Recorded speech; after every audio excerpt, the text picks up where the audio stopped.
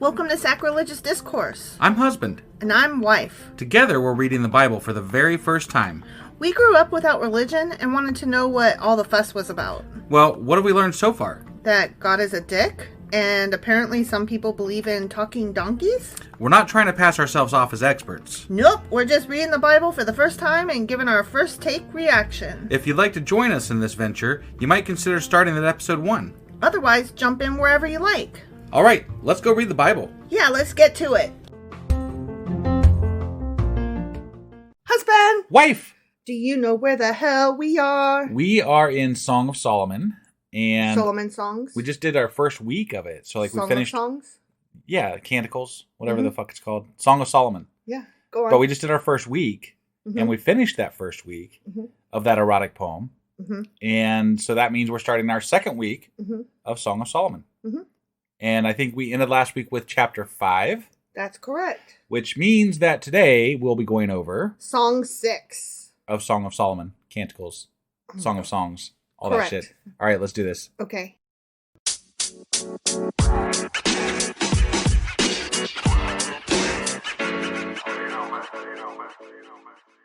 Song 6. Song 6. Are you ready? I'm ready. Okay. Where has your beloved gone? Most beautiful of women. Do you remember what happened last time? Yeah, she was searching for him. And then the guards got her and beat her up. Yeah, yeah. And she's like, where, oh, where? So we're just picking right up where we left off. Yeah. Okay, all right. But now he's looking for her. Where you at, bitch? Most beautiful of women? Where you be? Okay, all right. Which way did your beloved turn that we may look for him with you?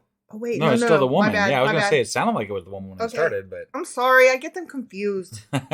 You know, him, her, whatever. Right. So, okay, yeah. She's looking for him, and this is the singers, the chorus, and they're like, okay. Searching high, searching low, where he be, we don't know. My beloved, she says, has gone down to his garden, to the beds of spices, to browse in the gardens, and to gather lilies. I am my beloved's, and my beloved is mine. He browses among the lilies. Okay. Is he browsing other women? I don't know what he's That's what browsing. it sounds like to me. It kind of sounds that way to me, but I don't know. Like, but she doesn't seem very upset about it, so maybe not. I don't know. I don't know. Maybe she's just confident. She's like, he's going to come back to me. He's in his garden. Right. I mean, before the garden was like her lady garden, and now the garden is somewhere else. So it sounds like it's somebody else's lady garden. I mean, that's what it sounds like to me. Right? Yeah. Okay. I don't know. I could be wrong about that. We could be wrong. They could just flip back and forth to like pretend garden to real garden. Sure, yeah. But it's definitely a garden. It's a garden. You are as beautiful as Tirzah, my darling, as lovely as Jerusalem, as majestic as troops with banners. That is how a man would describe a woman, isn't it? That's how a woman's describing a man. Is it? Yes, it's still She's the woman talking. She's calling him beautiful. Yeah. I don't... Then you never switched to the man talking about her. Unless it just came out of nowhere. I think it's him. I think Okay. it's him. All right. Hold on, let me check. Let me check my notes because I need to know. Okay. Well.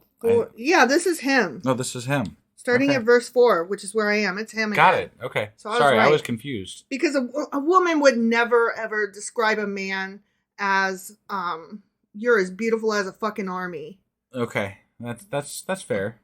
But a man But why would a man, I mean, I can't see being a man describing a woman as majestic as a banner. Because the only thing men know is war and fighting and manly car things, you know? Like, if you're a real man, you have nuts hanging off the back of your pickup truck. She's as beautiful as that battlement I built last week. Yeah, and guns. She's as pretty as a gun, a fucking gun, Yeah. you know? She's as... Her voice is as lovely as the woofers and tweeters in my car that make it bounce, you know, because I only know man things. Right. So, yeah, this is a man describing a woman. All right, sorry. You are as beautiful as Tirzah, you know, this is a city, my darling. As lovely as Jerusalem, you're pretty as a city. Right. What? Yeah. As majestic as troops with banners. See? Yeah, he's not very good at this. No, he's he bad needs to work at on it. his poetry here. I mean, before he said she had goat hair. Right, you know? yeah. Like, God.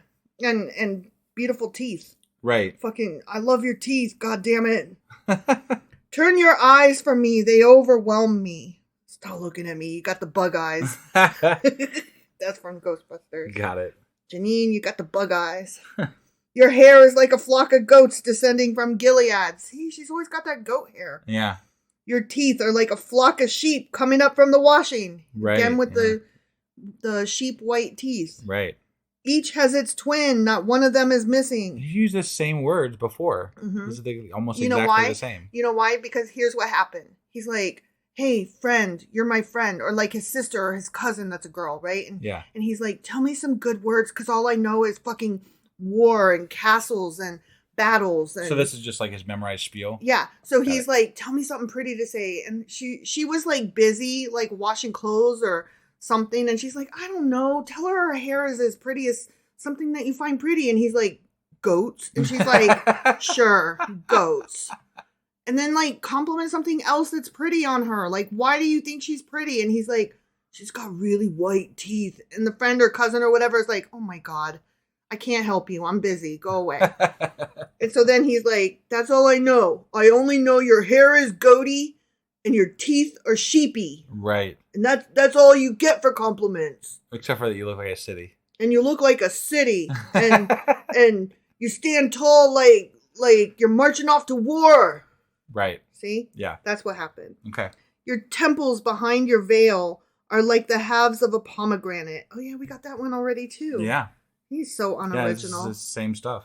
60 queens there may be, and 80 concubines, and virgins beyond.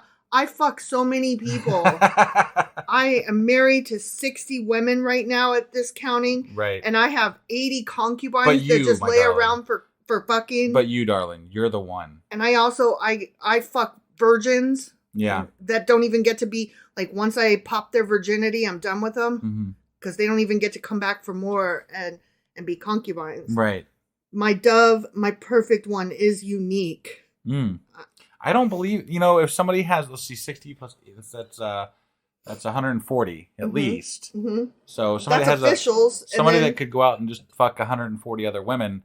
I'm not going to take much. Plus virgins. You know, I'm not going to believe them about what they think of me. Right? Because you're just telling that to all the other 140 women. Right? You know? No, you tell that to everybody, whether they're part of your 140 or not. Yeah. Yeah. Whoever you come across. Because she's a virgin. That's why he's using the same words, because he's like, this is my memory spiel. I'm going to get some. It always I'm going to get some this way. Yeah. It's going to happen. He's just using this because he likes virgins more than the 140 he got at home. Right. And she's a virgin. So when he says, I get lots of virgins, but you're the best virgin. Right. That's what's happening. He's a virgin chaser. He's gross. Mm-hmm.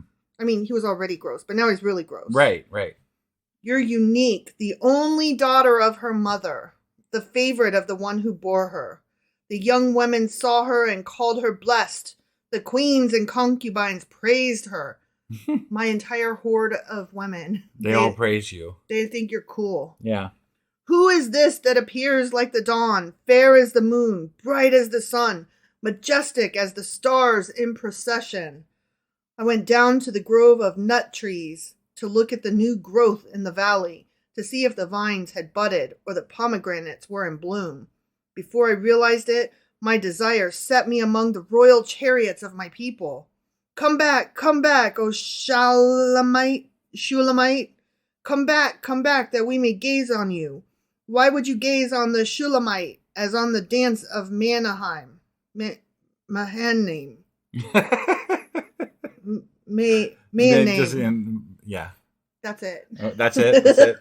Yeah, I ended on I can't say that word. So he's enthralled with this woman, right? Mm-hmm. And that's fine, but apparently it's just going to be short lived. Like this is just a tryst. It's like it's nothing big. Tryst. I love that word. So because he's got 140 other women in the wings, and that's not counting the people that he'll come across tomorrow or the next day. You know what's gross is that he told her this and she still wants him.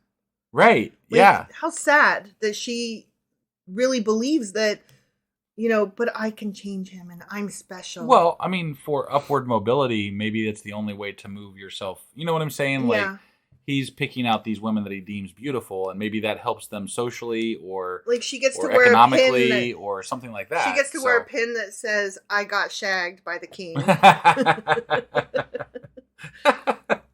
I love that. That's great. So, do you got any other notes or anything else to go over today with regard to this? Well, yeah, let's talk about this chapter. All right. Yeah, let's talk about this chapter. Sure. This chapter contains a dialogue between the daughters of Jerusalem and the woman about the man, followed by the man's descriptive poem, again, the unoriginal words of the woman, and it ends with a collective call to the woman to return. Come back. Come back. Yeah. So this, as we pointed out, is a continuation from chapter 5. And the daughters of Jerusalem agree to look for the man. Okay. All right. And so... the man being Solomon, who has 140 other fucking women. Right. Okay. Then we move into the next part, like the next couple verses. And the woman affirms her love for him. And when she finds him enjoying his garden. Okay. Yeah. She's like, he's enjoying that garden that he's in. Yes, I bet he is. Now, verses 4 through 10, as I said, were the man describing the woman. Okay. Right. Which we soon came to agreement on when he started using his unoriginal words. Right. And then this, once again, whoever wrote these notes on this, they really, really, really want us to take it to heart that this demonstrates the heart of the song that values the body as not evil but good, even worthy of praise, and respects the body with an appreciative focus rather than lurid.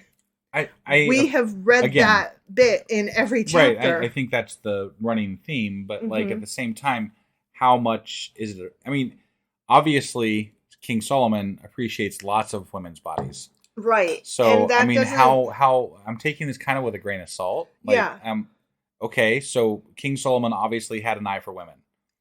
He had an eye for pussy. Is what he had an eye for. Yeah. That's not the same thing as valuing the artistic, appreciating the artistic value of a woman's body. That's different. At the same time, I do want to recognize that in the Bible, this is unique. It is unique, at least thus far. So yeah. That's something. Anyway. I do agree with you that it is unique. It just, I don't think that a man that fucks women willy-nilly all over the goddamn place and has multiple wives and multiple concubines, don't tell me he values women's bodies. He loves the feminine physique. Like, no, he likes punani. Right. He likes to drown in pussy. He's a fuckboy. Yeah. Like, that's not the same. And they're trying to tell me it is. And I'm here to tell you it ain't. Right. But yes, I completely agree. Okay. Thank you. I was just going to reiterate the same thing I'd already said, and I'm not going to do that. So. Okay. Thank you. Yeah, no problem. So remember when he went to go check on his nuts? Yes, I remember when he went to go check on his nuts. So that was probably walnuts. Okay. FYI. Yeah. I thought that was interesting. What kind of nut? A walnut. Why was it does that matter? Does that matter? It doesn't so much as that I could go for some walnuts right now, actually. I know, right? That sounds delicious. Good. Yeah. Let's get some walnuts to we snack should, on. Yeah. Okay. Yeah. Next time we go grocery We were just shopping. talking about walnuts last week, actually. Were we? Yeah. Yeah, our kid was bringing it up as just something they were eating. I didn't realize you were there for that conversation.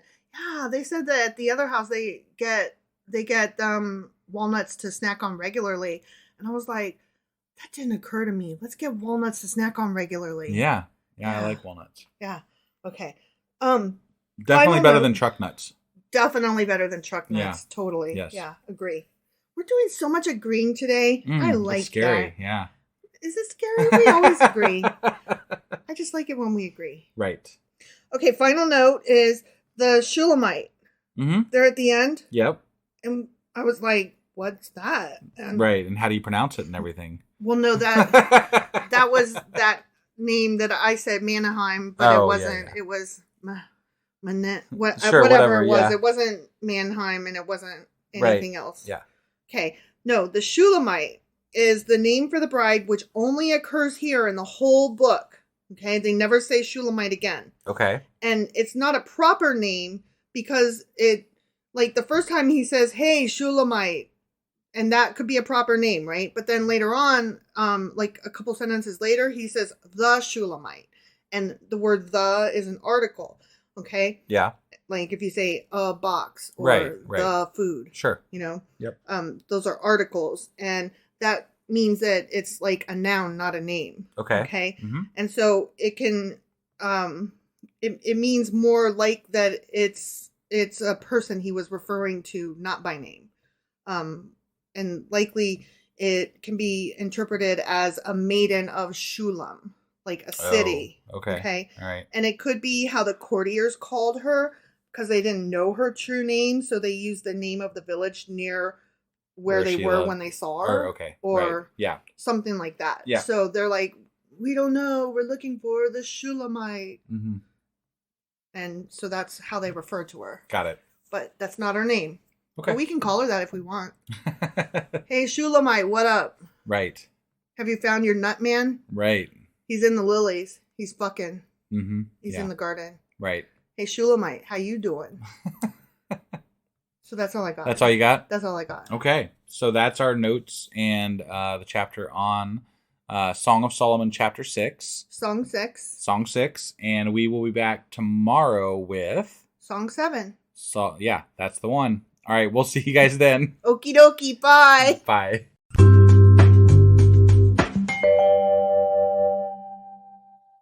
Husband. Wife. Do you remember where the hell we are and what happened to get here? We are in Song of Solomon, and if I recall correctly, yesterday Solomon was fucking around with his other wives and other concubines and things like that. Maybe I don't know if that's what was happening, but it sure read that way. It read that way. He was flogging the lilies. Yeah, but she doesn't seem to care. She's like, she still loves him. She does still love him. Yeah. She wants him bad. Right. Except for when she doesn't. Right. Yeah. Kind of like a soap opera in a way. It is a bit. Yeah. Yeah. So anyway, that was yesterday we read Song of Solomon chapter 6, which means that today we're going to be getting into Song 7 of Solomon's Song of Songs. Canticles. Which are canticles. And things. And yeah. Erotic Song poetry. Of Solomon. Let's go. Erotic poetry.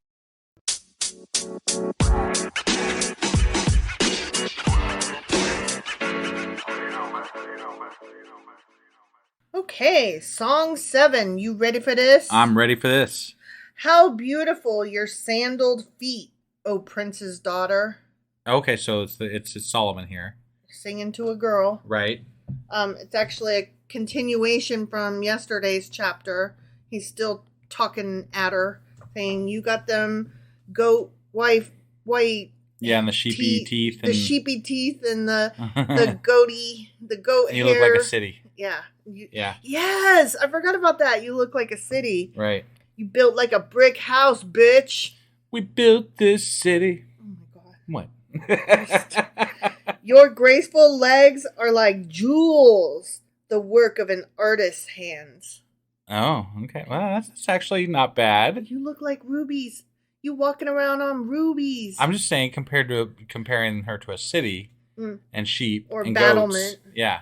Well, the battlement was all me. That wasn't the book. No, you're right. He was comparing her necklace to shields. Right. Yeah. Yeah. Your navel is a rounded goblet that never lacks blended wine. Wow. I guess. Okay. I mean, I thought your navel was your belly button. Right. So he's saying that maybe he's putting some, blended wine in there, and and it just stays there forever. It just stays there, yeah. That's grody. I don't know. Your waist is a mound of wheat encircled by lilies. I'm not sure how I feel about that description, but okay. I mean, it sounds like it's supposed to be good. I just don't understand it. Yep, it's a thing.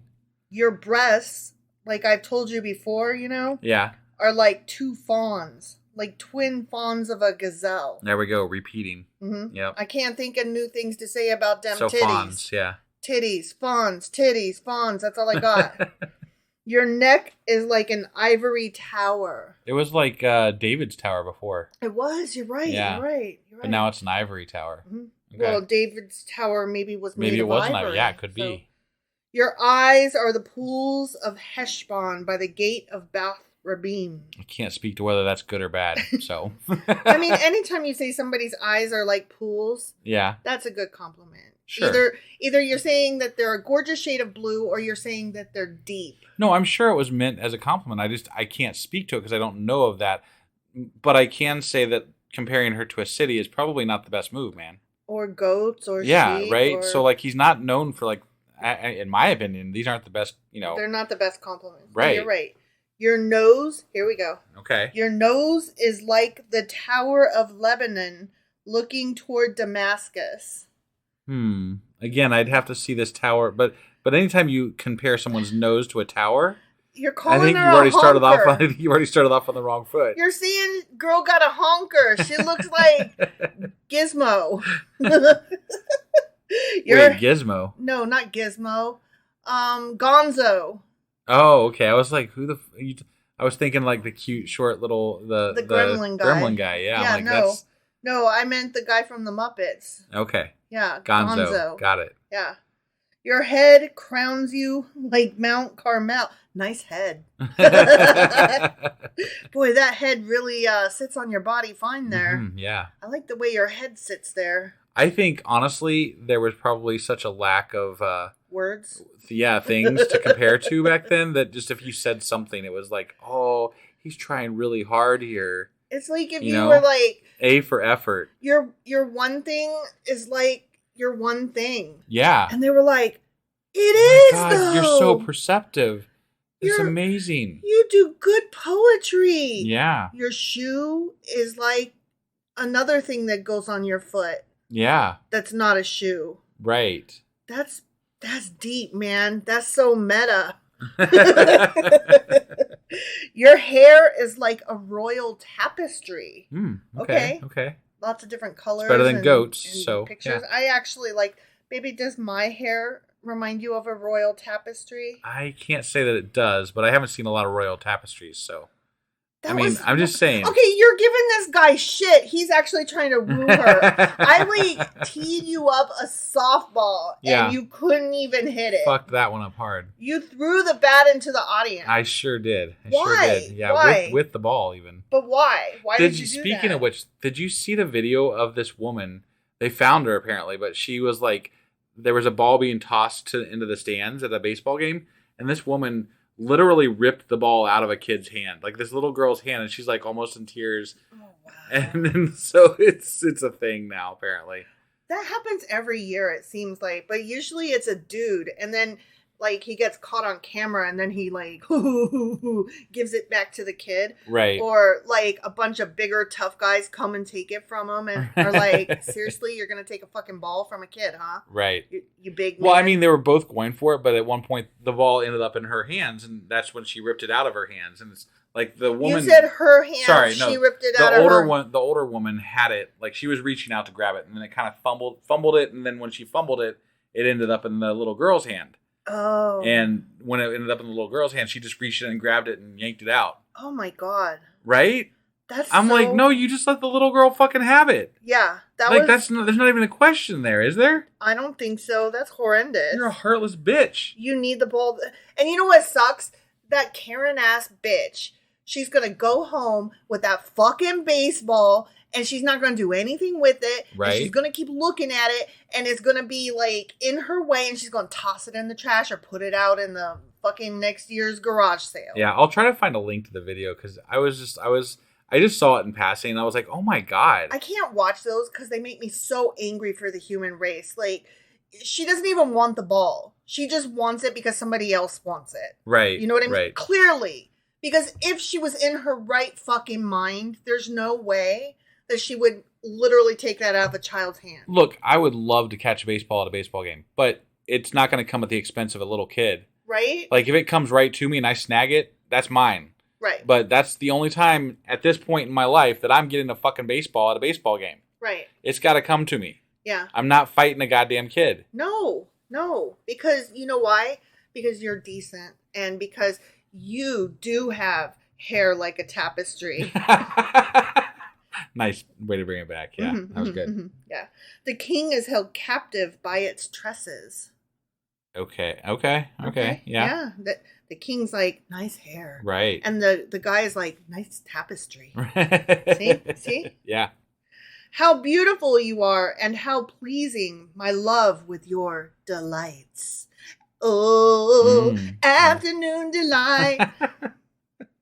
Your stature is like that of the palm, and your breasts, boobies again, like clusters of fruit. Ooh, you got the lumpy boobies. I feel like that's better though than the fawns. It is, but the he's clusters saying, of fruits. Right, that's what I'm saying. Yeah. Instead of like a nice ripe coconut, he's saying, "Ooh, you got them lumpy titties." Right.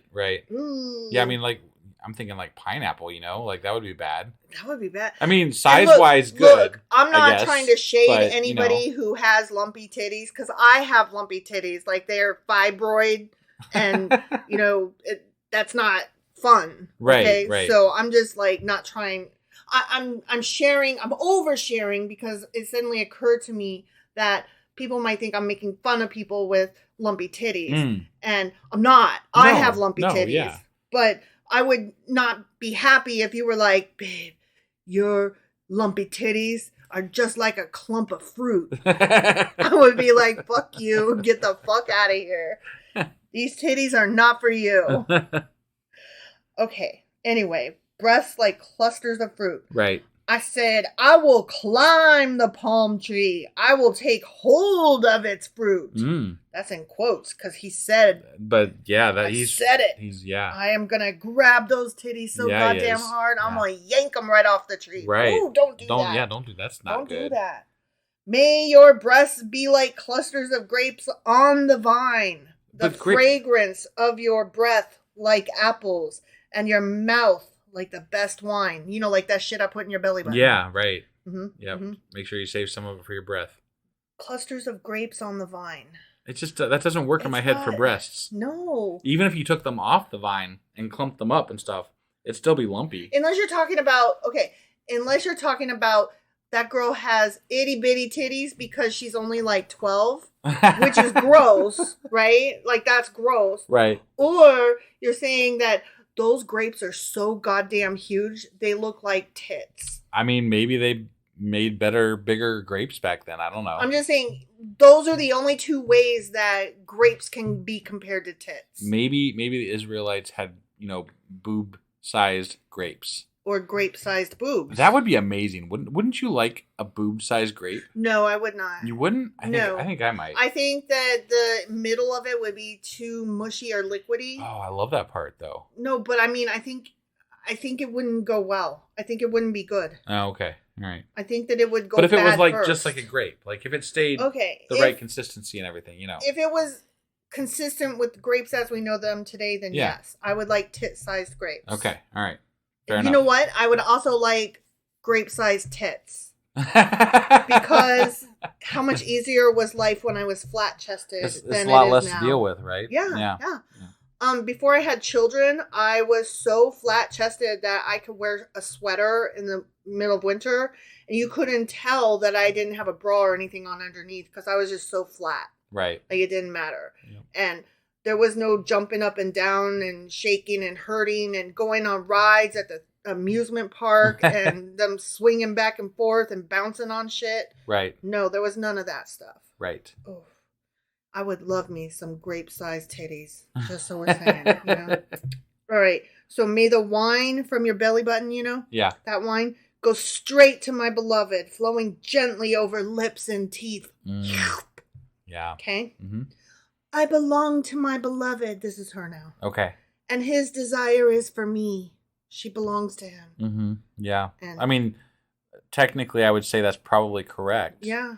He's a king. He owns a lot of women. He is a king. There's no coming down from that. Right. Yeah. Come, my beloved, let us go to the countryside. Let us spend the night in the villages. Let us go early to the vineyards to see if the vines have budded, if their blossoms have opened, and if the pomegranates are in bloom. There I will give you my love. Oh, he is. He's going to give some love. No, she's going to give him she's going to give some love. Oh, okay, she's like, remember when you were talking about all them grapes and shit, Right. and how my got me kind of cheeks, horny here. my temples have pomegranates or whatever. Right. We're gonna go down to the vineyards where Yeah. all those fruity things are that you compared me to, and there I will give you my love. Right. The mandrakes send out their fragrance, and at our door is every delicacy, both new and old, that I have stored up for you, my beloved. It's good to be king, I guess. The end. Good to be king. I guess it is. Yeah. I wouldn't know. Not me either. Not being a king. But I will tell you this. Okay, that's the end of chapter 7. Right. This chapter is a poem, which it starts out with the man describing the woman, and, we got that. Sure. And then the second part is the woman's voice issuing an invitation to the man. So right. we got that as well. Okay. Now the first part where the man is talking, he's calling out to the woman, the Shulamite, if we recall from last time. He wants her to dance, and then he describes her body from head to toe. Yeah. Yum, yum, yum. Sure did. And then he closes with a response indicating male desire. Okay? Mm-hmm. And this descriptive poem by the man still belongs to the previous chapter. Okay. Where he was talking about desire and love in the country and all that shit. Right. Okay. This apparently goes on until chapter 8, verse 4. Oh, okay. So tomorrow we'll still have more. We're going to pick right back up on it. Yeah. Okay. Yeah. Okay, but in the last few verses, it's the woman, and it's springtime, and she's talking about love and flowers and shit. And she seductively invites the man to go outdoors. Yeah. Where the woman will then give herself to him. Yeah. Mm-hmm. This isn't. I mean, I thought they had sex before already. Like this is multiple times, right? That's what it feels like. It feels like he's like, "Come and get it," and she's like, "Come and get it." Yeah. And then they're like either hit and miss, or they're like every night. Right. Right. And like, I can't get enough of this. Well, I mean, he was talking about all the women that he has at one point. Somebody was talking about all the women that he had at one point in this poem. And I just get the impression that this is his newest one, and he's like all enthralled, and that's all this is right now. Right, like his newest conquest. Yeah. His newest notch in the belt. Right. And obviously she's enjoying it right now. Of course, because the king wants me? What the fuck? Right. How special must I be? Yeah. You know? Okay, one last note. The mandrake in the ancient Near East was known as an aid of fertility and as an aphrodisiac. Ah. So when she said the mandrakes are, she's saying, let's fuck. Right. I smell fuck tonight. Right, yeah. You know what it tastes like tonight? Fuck. I went down to the river, and you know what I saw? Fuck. Right. Yeah. So. Or vineyard. They were at the vineyard. Ooh, yeah, vineyard growing on vines. You know what's growing on the vines besides lumpy titties? Fuck. Right. Yeah. Mm-hmm. Okay, that's it. That's all you got. That's all I got. I'm done with fuck now. All right. So that was Song of Solomon, song 7. 7. Mm-hmm. Which means that we will be back tomorrow with the 8th canticle. Song of Solomon, song 8. Correct. And we'll see you guys tomorrow. Yep. Bye.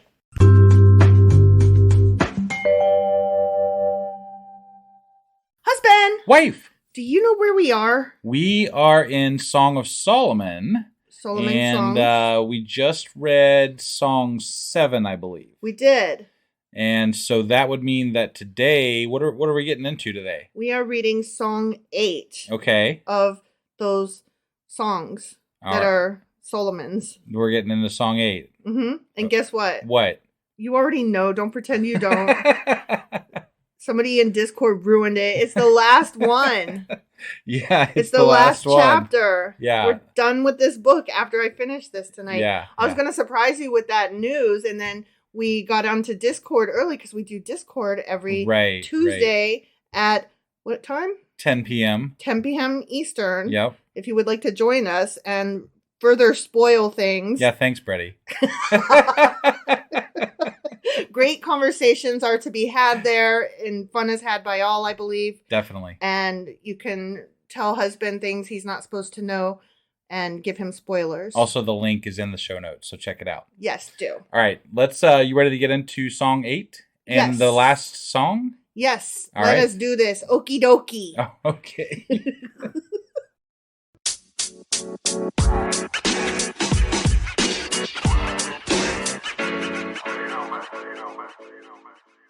Okay, let's get into song 8. Let's do it. Okay, are you ready? I'm ready. Starts out with titties. It starts out with titties. It does. I love titties. I did not expect that. I'm sorry. I did not expect that response. Yeah, no, I know. That's why, partly why I did it. Just oh, my face. I can feel how hot my face is.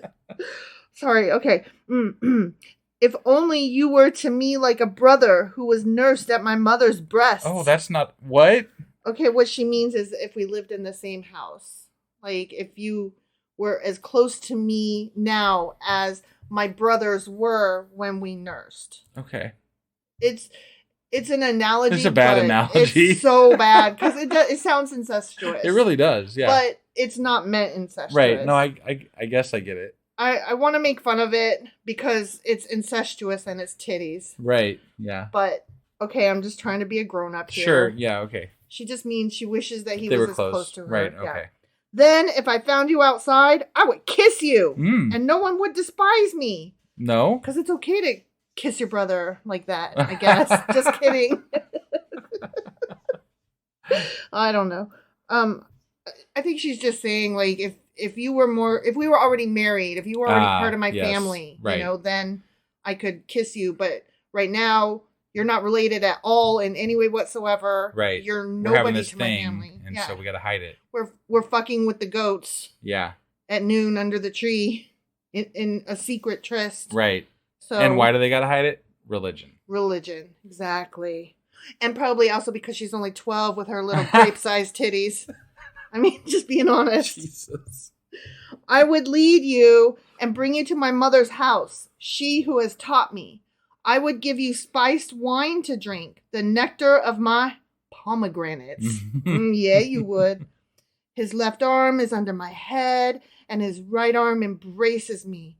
Daughters of Jerusalem, I charge you, do not arouse or awaken love until it so desires. Here's the thing. Every time I lay next to you and you put your left arm under my head or your right arm under my head, within 10 minutes, your arm falls asleep. I mean, and you're it's like, losing circulation, you know? And you're like, okay, that's good. Like, that's how a snuggle goes. You're like, okay, that's good. you were like, the snuggle has commenced, and then you were like, the snuggle is done now. Good night. Right. That's the way that goes. Yeah. So I think this girl has not been with enough men to know that, like, the snuggle does not stay forever. Right. All right. Who is coming up from the wilderness leaning on her beloved? Under the apple tree I roused you. You know about them apple trees. Yeah.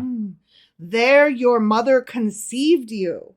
There she who was in labor gave you birth. Placed me like a seal over your heart, like a seal on your arm. For love is as strong as death. Its jealousy unyielding as the grave. It burns like a blazing fire, like a mighty flame. That is some hot sounds love. Like to me, well, yeah, but it sounds like she might want to work on some self-love, though. Right. I mean, you know, you don't need to be jealous over this guy. You know? Yeah. You should feel good about yourself, you know, first. Is that what this was about? She says jealousy is the jealousy is really strong, you know? Didn't she? Okay. Well, I don't think this is her talking anymore. Oh. I think this is the chorus talking. Maybe. Oh, okay. And they're like, who dat? So they're just saying that in general, love is makes people jealous and stuff. Yeah, love is hot. Okay. Yeah. All right. I think. I could be wrong. Right. It doesn't like specifically say. Got it. Many waters cannot quench love. Rivers cannot sweep it away. If one were to give all the wealth of one's house for love, it would be utterly scorned. What? If one were to give all the wealth of one's house for love, it would be utterly scorned. So, like, if you can't buy me love. Exactly. Exactly. Can't buy me love. Okay. We have a little sister and her breasts are not yet grown. So much talk about boobs. What shall we do? Oh, this is the brothers talking. Okay. So she does have grape-sized titties. Oh. She probably is only 12. Oh. Okay, this is the brothers. We have a little sister. Wait, whose brothers? Her brothers? Her brothers. Okay. They're protecting her. Got it. I've read notes. Got it. That's how I kind of know a little bit. All right. Okay. We have a little sister and her breasts are not yet grown. That meaning she's not yet a woman. Right. She's not an adult. They don't really mean. And we like looking at her tits. Right. As brothers do. I got it. Okay, I was just making sure you understood that. Sure. They weren't talking about her breasts that way. Right. Okay. What shall we do for our sister on the day she is spoken for? If she is a wall, we will build towers of silver on her. If she is a door, we will enclose her with panels of cedar. I am a wall and my breasts are like... Oh, no. Sorry, now it's her talking. So they're like, even though you're spoken for, we're not ever letting you go because you're under our care. Okay. So, we're supposed to, like, father you. Or right. whatever. Well, and it sounds like she might be too young. Yeah. If her breasts ain't grown yet. Right. But she says, I am a wall and my breasts are like towers. Thus I have become in his eyes like one bringing contentment. Damn. Ooh. Solomon had a vineyard in Baal-Hamon. He let out his vineyards to tenants. Each was to bring for its fruit 1,000 shekels of silver. Gotta be honest, I thought she was going to say 1,000 foreskins. But she didn't. She said 1,000 shekels of silver. Right. But my own vineyard is mine to give. This pussy is mine. Yeah. Don't tell me who to fuck. Okay. That's what she's saying. All right. The 1,000 shekels are for you, Solomon, and 200 are for those who tend its fruit. Okay. Damn. She's like, I will fuck Solomon. How about that? Right. And I will pay him for the pleasure of him fucking me. Well, who's the 200 for the tending the fruit? Whoever is licking that pussy. I don't know. Shit. I mean, tending the fruit. I don't know. Okay. I don't know. All right. I'm guessing here. I don't know. Okay. Like, it's just, I'm just trying to figure this out. That's all. I mean, is this still allegory? I don't know. I don't know either. It's very confusing and makes me uncomfortable, honestly. Yeah. Because we're talking about a child. Because, if we're talking about, and we're talking about, you could either take this literally, or you could take it as, allegory, and it could be referring to so many different things. And either way, we're talking about a child. Right. Like, that much is clear. Yeah. I mean, we joked around about it because we thought it might be that way, and now the brothers are like, oh, no, you were right. It truly is that way. Right, She's like a 12-year-old. That's, great. Gross. Mm-hmm. Awesome. You who dwell in the gardens with friends and attendants, let me hear your voice. Come away, my beloved, and be like a gazelle or like a young stag on the spice-laden mountains. So, okay.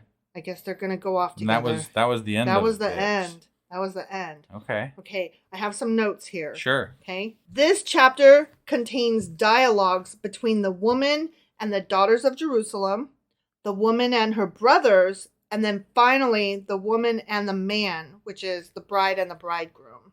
Okay. Yeah. So the first part is a continuation of the last 2 chapters, and that's the mutual delight of the bride and groom. So they're still talking about how much they love each other's bodies and smell good and whatever. Right. Yeah. Okay. The first part is the woman talking, and she's talking about love and the springtime, and love is as strong as death. And then the chorus starts in. Okay. Mm-hmm. And they say, we got to search for the couple, where they be. And then the woman is talking about the power of love.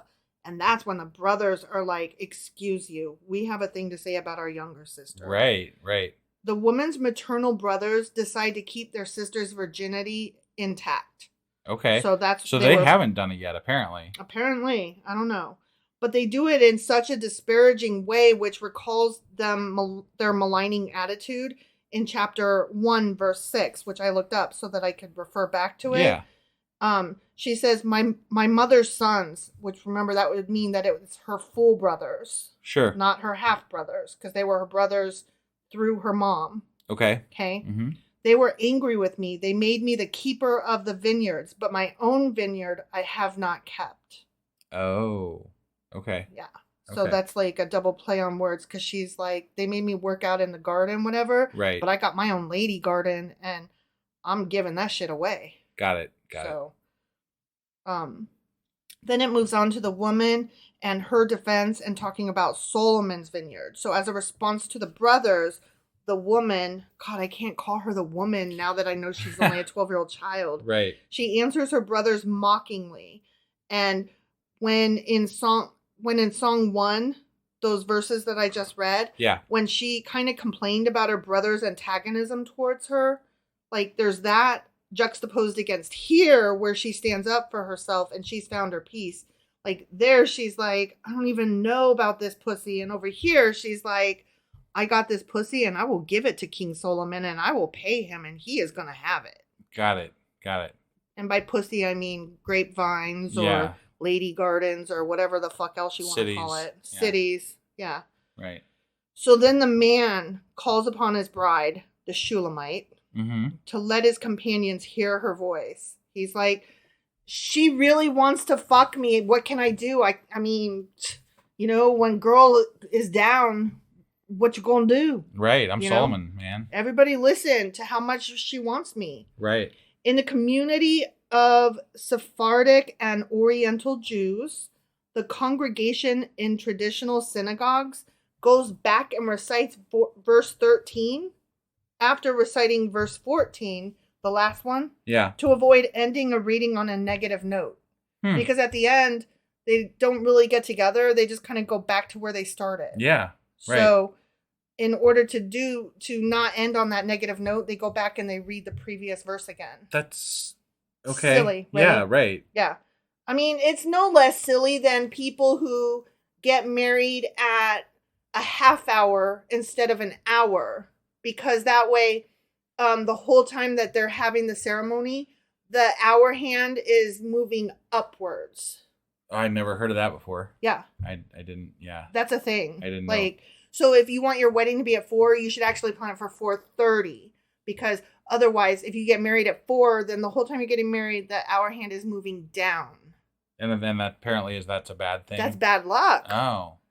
It's bad luck. All the luck is spilling out. We should have done like a bad luck wedding. We should have done just hung like horseshoes upside down and whatever we could think of, you know, just bad luck shit. Torn up. Because I think that would be fucking funny. It would, and like 13s and 6s and all bad luck things everywhere. Right. Yeah, that would be fun. Yeah.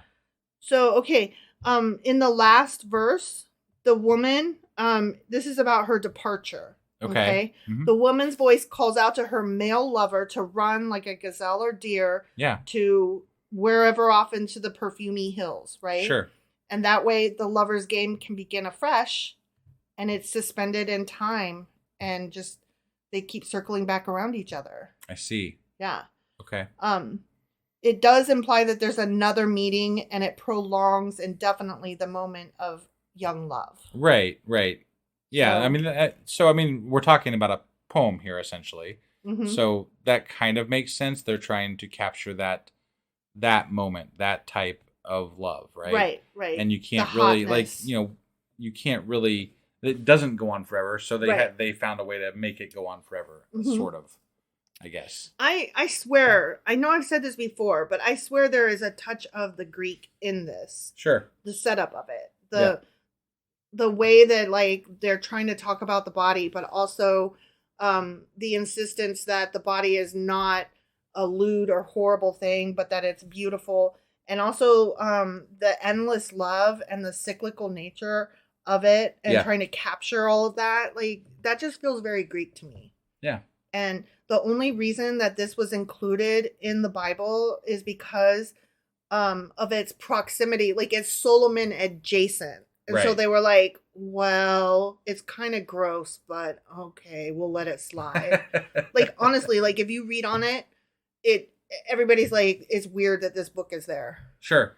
But, and the only reason it's included is not because it's Solomonic, but because it's Solomon adjacent. Right. Because either like, you know, he wrote it, which he didn't, or it was in his library because people wrote about him, or it was just one of many romances in his library. I'm pretty sure that like 90% of the writing happened according to people that read the Bible during Solomon's time. Yeah. Yeah. Yeah. I mean, that's the way it seems. That's what they would have you think. Right. But I don't think that, but... Yeah. I mean, neither do scholars, apparently, either. Right. So. That's because, I study what scholar... I stand on the shoulders of people who have done all the work, and I'm like, hey, look at what they found. Yeah. Look at that science they found there. Yeah. Interesting stuff. Science.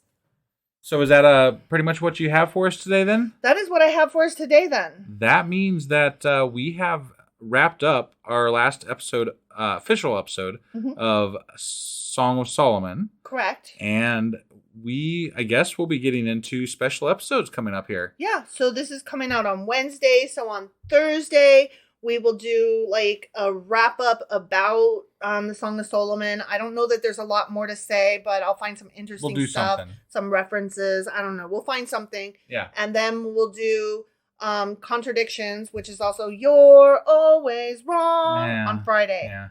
Which I don't know that there's going to be. We might do both of those in one. We'll see. I think that you might find some contradictions for this one, actually, because there's a lot of things that are said in here that don't track to me with the rest of the Bible. But they're things that happen, not things that they're saying you should follow X, Y, Z. Yeah. Well, so, only one way to find out. And I mean, if I don't find anything, I don't find anything. If I do, then yay. But there's honestly, only 8 chapters. Honestly, if we do an episode with only one contradiction, I mean, it's just a short episode, right? If that's the way you want to run things. We'll see. You're the boss. I'm the boss. I mean, you do all of the buttons. I just sit here and laugh a lot. Right. All right, guys. Thank you so much for joining us today. And I didn't know until we started that we were wrapping this up. But we're done with another book of the Bible now, than the special episodes. So next week we'll get into Isaiah. Yeah, that'll be the 23rd book of the Bible. That's insane.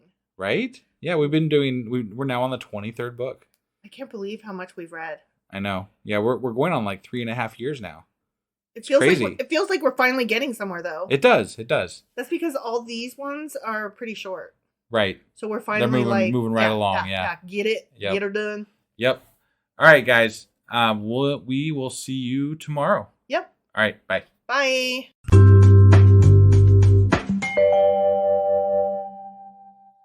Husband! Wife! Do you know what we're doing today? I believe we just finished a book of the Bible. We did. We finished another book. We finished Solomon's Song of Songs and Canticle of Canticles. Song of Solomon. Song of Solomon. Yeah. Yes. And so that means that today we're going to be doing what? Wrapping it up and talking about the book as a whole. Okay. Sounds like a plan. Stuff like that. Yeah. So erotic poetry wrap up. Yeah. Got it. You ready to do this? I am. Let's go do it. Okay.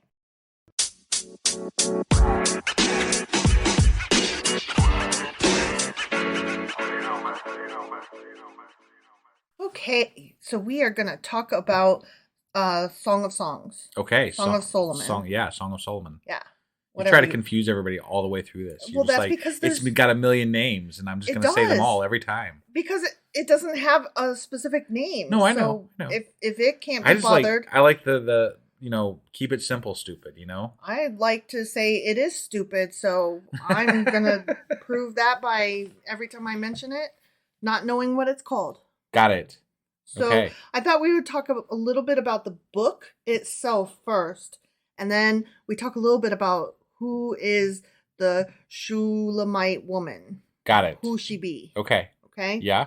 So, looking at the erotic poetry itself, it is exactly what it looks like it is. It's a celebration of sexual love, both human and divine, and it's rooted in the fertility religions of the ancient Near East. Okay.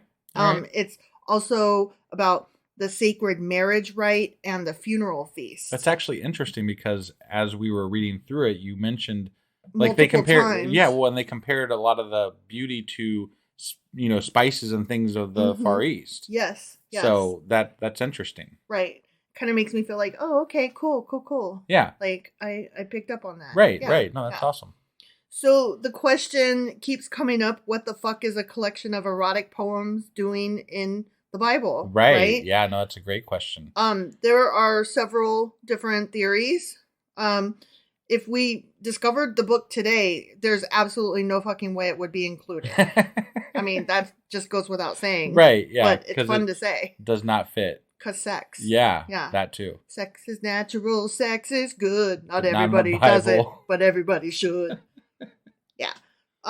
So many ancient rabbis were very uneasy about the book's inclusion in the canon. I don't doubt it. Right. As a matter of fact, even some that did say, yeah, let's go ahead and do this, they were also like quick to follow up with, but absolutely, y'all will not be singing this shit in the bars. And there was one guy that even went so far as to say, and hey, preachers and priests and whatever else, teachy guys that are going around, pastors, etc. Yeah, whatever. Being in charge all of y'all passing on the word of God. Right. FYI, if you are not right spiritually, like, and dedicated to being what's that word, celibate, right, like, don't read this, don't read it. Wow. Yeah.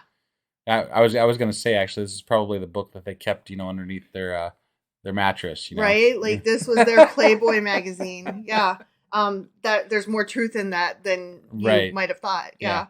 So the song was accepted into the Jewish canon of scripture in the 2nd century CE. Okay.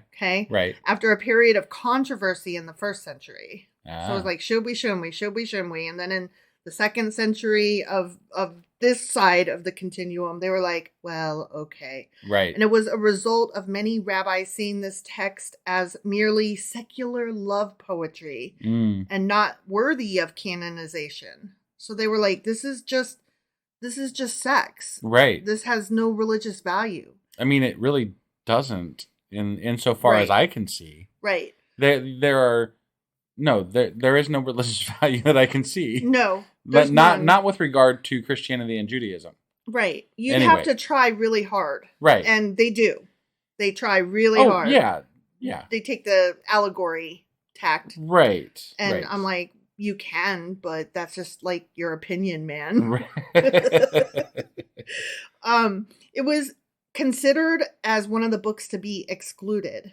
Okay. And it was accepted as canonical only because of its supposed authorship by Solomon and based on allegorical reading where the subject matter was taken to be not sexual desire, but God's love for Israel. So that's where it started. Yeah. Okay.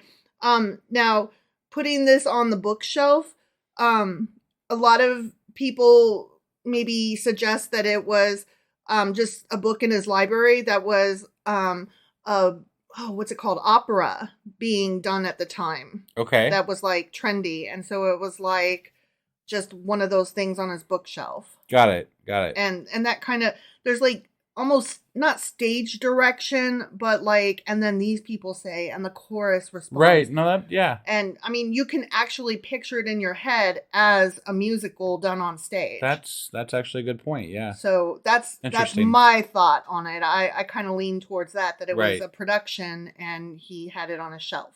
I could see that. That makes actually a lot of sense in my head anyway. Sure.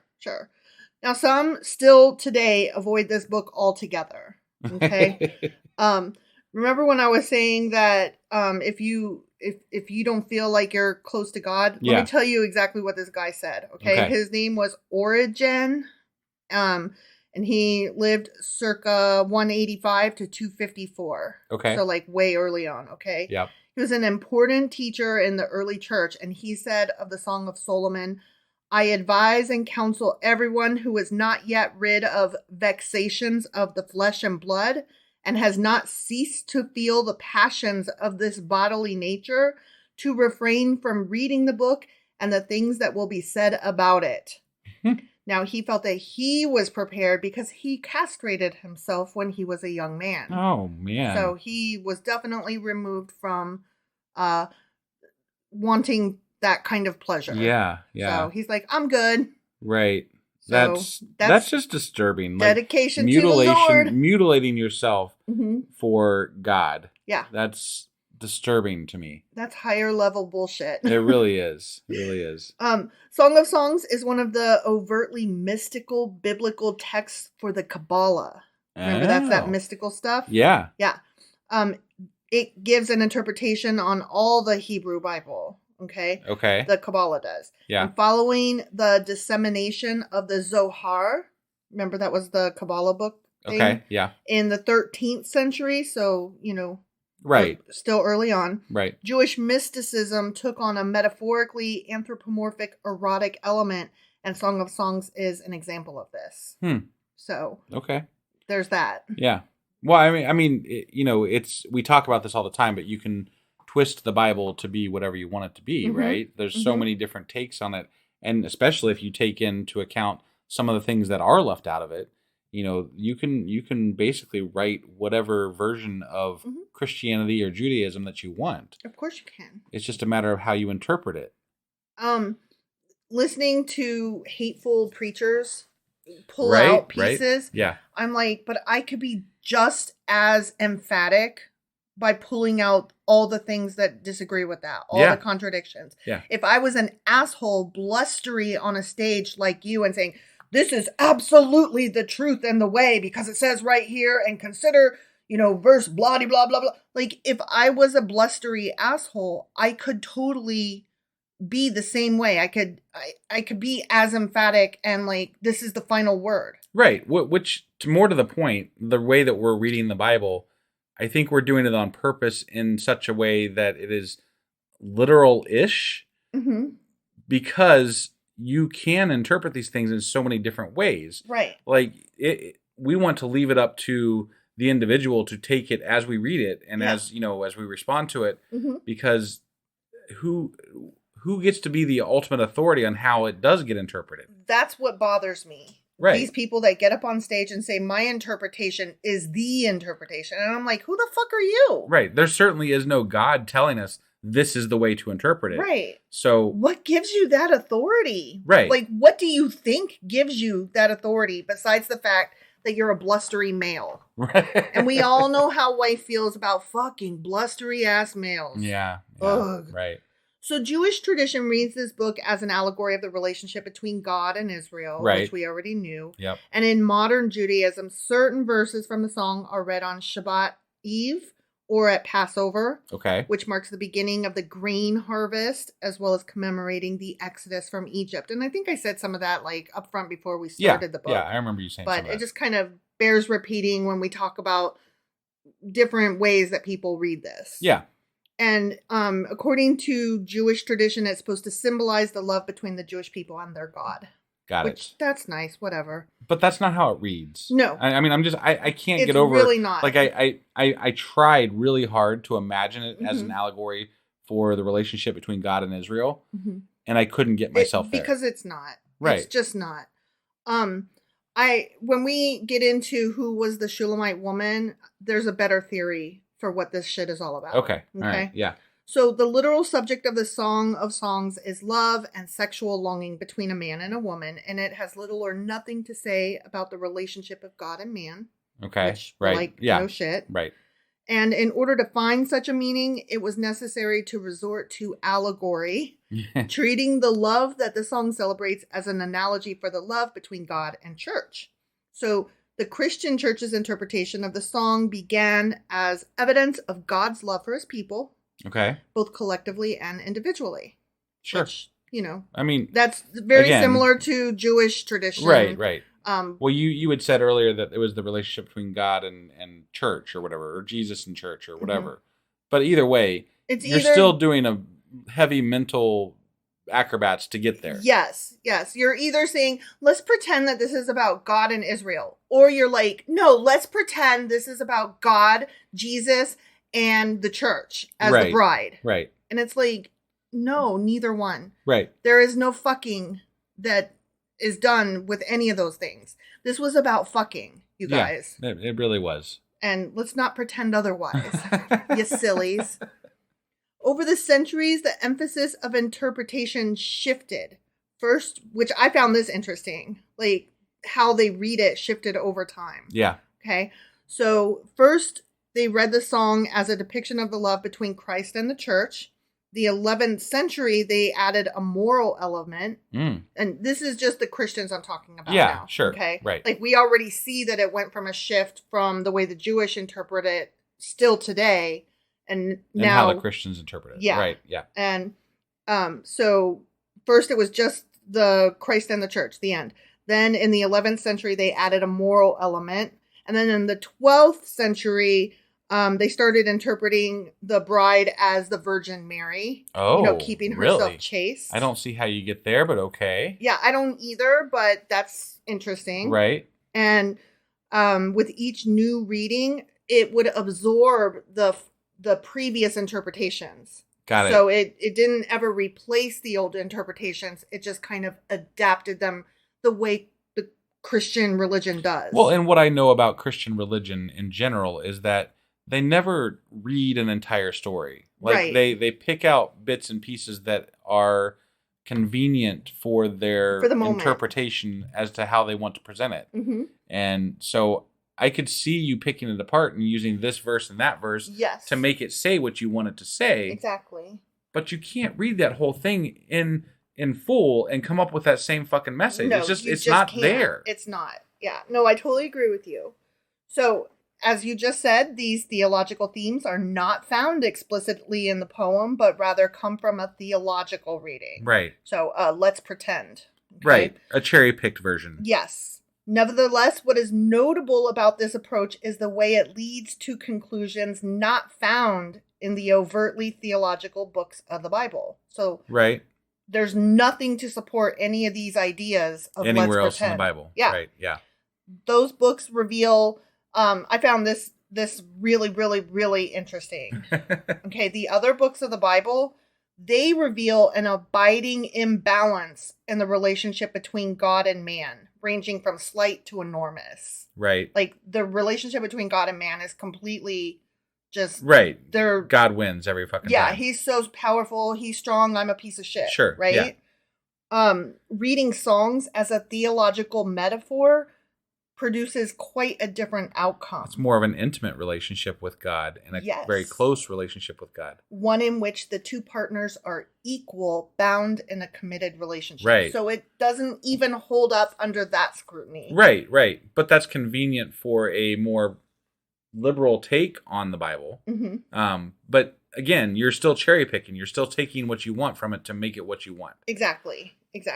And you're leaving out the other shit where God is an asshole mm-hmm. and killing people and just like, fucking shit up left and right. But love. And then when you're like, okay, so love. And then they're like, no, not love.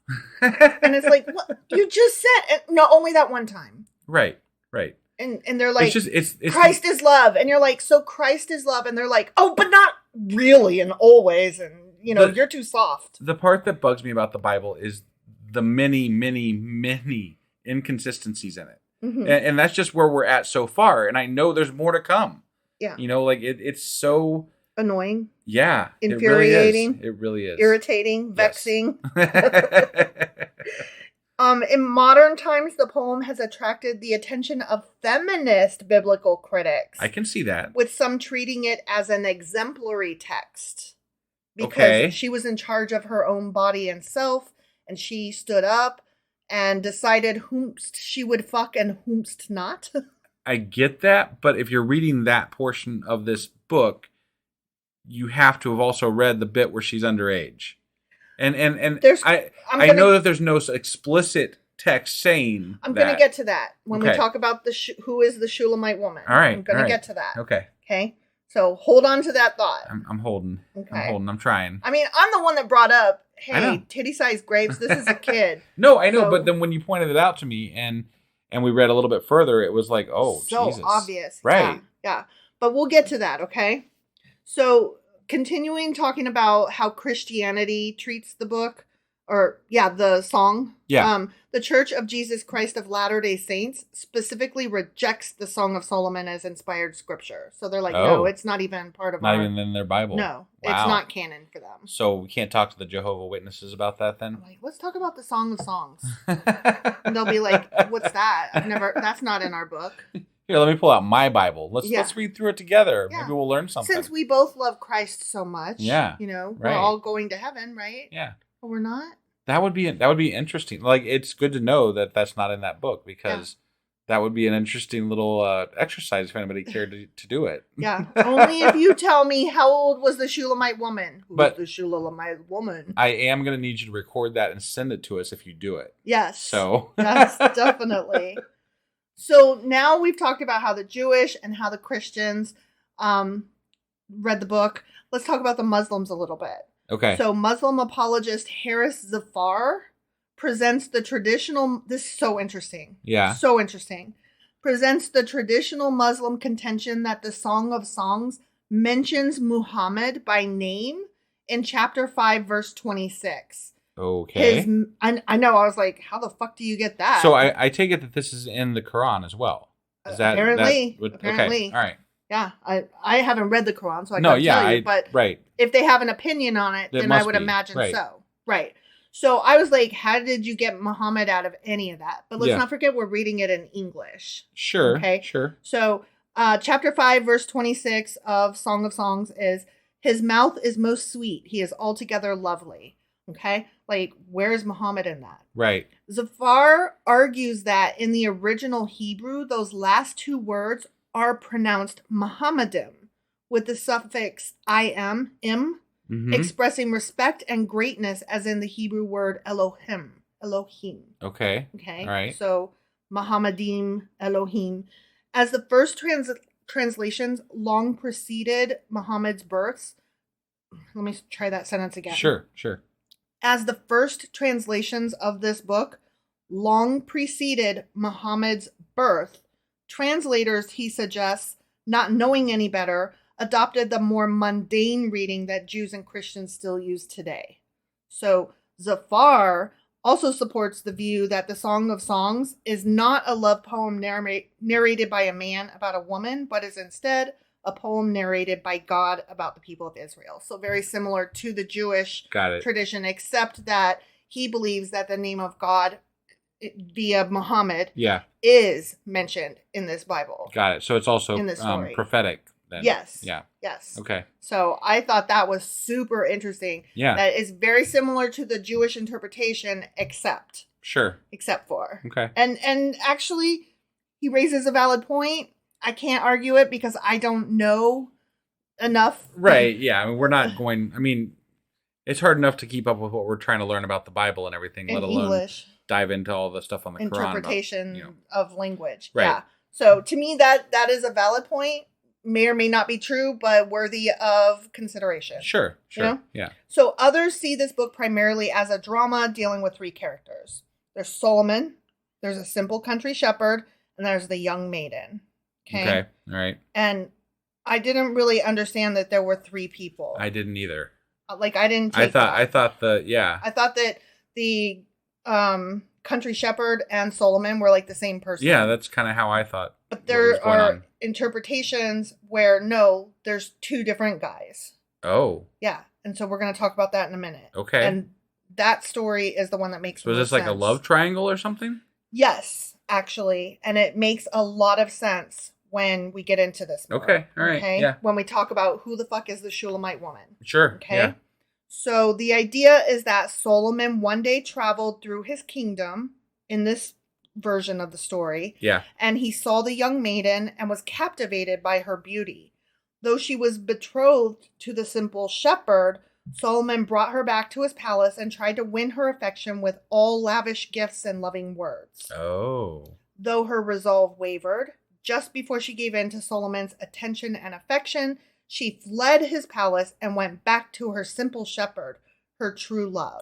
Oh, this makes a lot more sense, actually. Doesn't it? Yeah. Because, okay, let's talk about this. First of all, she refers to herself early on. She's like, I'm black, but still lovely. Right? Right. Now, what that means is that she was out working in the fields. And the reason that she was out working in the fields, the vineyards, right. Her brothers had placed her there in order to keep her working, keep her busy. You know, their job was to oversee her and make sure that she was kept chaste. Right. So not only did they keep her busy, but they quote unquote made her less attractive. Sure. Okay. Okay. So it was like all a ploy, right? Yeah. So she's out there working in the fields and she's betrothed to this farm boy. Yep. Farm boy, fetch me that picture.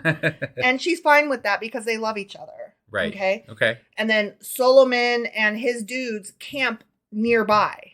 Okay. And either Solomon wandered by and saw her in the fields, or his guys were like, dude, there's this hot babe over there. You got to come see this chick. Right. So either way, he sees her, and even though she's quote unquote ugly or whatever, just from working in the sun, Sure. which that's just like your opinion, man. Again, yeah. you Right. know? Right. He's quite smitten with her. Right. Okay. So he takes her away. Now, think about when she tries to run away and she's beaten up by the guards. Oh yeah. Right? Yeah. They've been told to keep her in the palace. Right. Right? Okay. And then remember when she says, you could give me all the gold and it still means nothing? Oh right? my God. Right? Like I'm getting chills because I'm like, this story makes so much more sense with this interpretation. Yeah. And then he is talking about jealousy. Yeah. He's jealous because he can't do anything to win this girl's love. And there are parts of it that when she's thinking about sex and stuff, those are dream sequences. Okay. Which, if we are looking at this as a performance performed on stage, that would make sense. Sure. Because then she awakens from wow, the this dream. puts a whole new light on it. Right? Yeah. It actually makes it a story that's interesting instead of just weird and lewd. Right. Yeah. So, okay. So, at the end, she goes back to her true love and they're allowed to be betrothed. Okay. Yeah. And he's like, Solomon is just like looking on this going, man, oh man. Like, this is, I lost what could have been the love of my life and blah, blah, blah. Right. So, there's that. Okay. Yeah. So, let's talk about the Shulamite woman now. Sure. Right? You're like, I see you just staring off into space. Well, I'm like, trying to think back on everything we read. It's almost like I want to reread it now. I mean, I don't. I but don't. I mean, I don't, but I kind of do. I know. Like, wait, this makes me understand things so much better. Right. Maybe, kind of. Yeah, well, I mean, I definitely, I might actually go back and re-listen to our episodes just because I'm like, what? Okay, right? Okay. I need to hear how this works out. Because it's completely different from how I was taking it. Yeah, I had no idea that there was even the possibility that there were two dudes. Right. I definitely mixed them into one person. So. And most people do. Right. But this other theory has been put forth and is supported by many. I like it. I like it too. Yeah. I like it too. And it fits in with the understanding that it was probably a performance. Sure. The whole thing. And that it wasn't really Solomon at all. That's actually really amazing. Right? I mean, in the context of the historical relevance of this book and this story. Yes. Just as a piece of history, not as a biblical text. Right. Just the way anything that we found, like dinosaur bones, is like, sure. So cool, man. Right. Yeah. So the maiden is most likely called the Shulamite because she came from an unidentified place called Shulam. Okay. Many scholars consider Shulamite to be synonymous with Shunammite, a person from Shunem, because that was another place that was mentioned in the Bible elsewhere. Got it. Shunem was a village in the territory of Issachar, north of Jezreel, and south of Mount Gilboa. Okay. If you got a map, and that means something to you. Yeah. So one theory on the identity of the Shulamite is that she is the daughter of Egypt's king. Now that doesn't track with me. Yeah, because she would not be out in the fields. Right. Yeah. Right. Whom Solomon married, which that also doesn't track at all. Exactly. Right. But there is no evidence supporting this theory in the Song of Solomon. Okay. So it's a theory that's like, maybe she was. Right. And then everybody's like, but probably not. Yeah. Okay. All right. Yeah. So another speculation points to Abishag. You remember her? The name sounds familiar, but not. She was the young Shunammite who served King David in his old age. She was the kiddo that came in and warmed his body. Oh, damn. Right? It is plausible that Abishag is the Shulamite. We know she was from Shunem. Okay. She was specifically stated as from Shunem. Yeah. We know she was from there. She could also be, Shunem could be the same place as Shulam. Okay. So, they've kind of mixed those up in places. It could be Right. the same place. So we've got one girl in the whole Bible that's from here. Yeah, and so maybe. And we already know that Abishag was a young girl, like 12. Right. Sent in to warm the body of a king. Yeah. And remain chaste or whatever. Right. Mm-hmm. I mean, they made a big fucking deal about saying how chaste she was. Yeah. Right? Yeah. Abishag would have been known to David's son Solomon because of that. That's true. And Solomon's half-brother Adoniah, remember, attempted to have Abishag as his own wife, and Solomon prevented the union. Huh. Do you remember all of that? That was all in First Kings. Kind of. Like Adoniah was trying to claim that Abishag was his because he got to take his father's wives and concubines. Okay. And that's Solomon right. was like, A, they weren't married. B, she wasn't really a concubine. And C, Right. fuck you, I'm going to kill you. Right. So there was all that. Sure. Now, that doesn't necessarily fit in with Solomon having discovered her in the fields. Yeah. But it is an interesting, I'll consider that. Right. No, I mean, it makes more sense than the last one, the queen. Yeah. I don't think she's the daughter of any king or queen. Right, She's just a kid caught up in some crazy shit. She's a young, pretty girl in the wrong place in the wrong era. Right, yeah. Yeah. Solomon uses passionate language to describe his bride and their love. This is going back to the idea that Solomon married her, okay? Which I don't think happened. Right. Solomon clearly loved the Shulamite according to this person's interpretation. Sure. Okay? He admired her character as well as her beauty. The bride and groom were obviously and passionately in love, and there was mutual respect and friendship between them. And this points to the fact that the Song of Solomon is the story of Solomon's first marriage.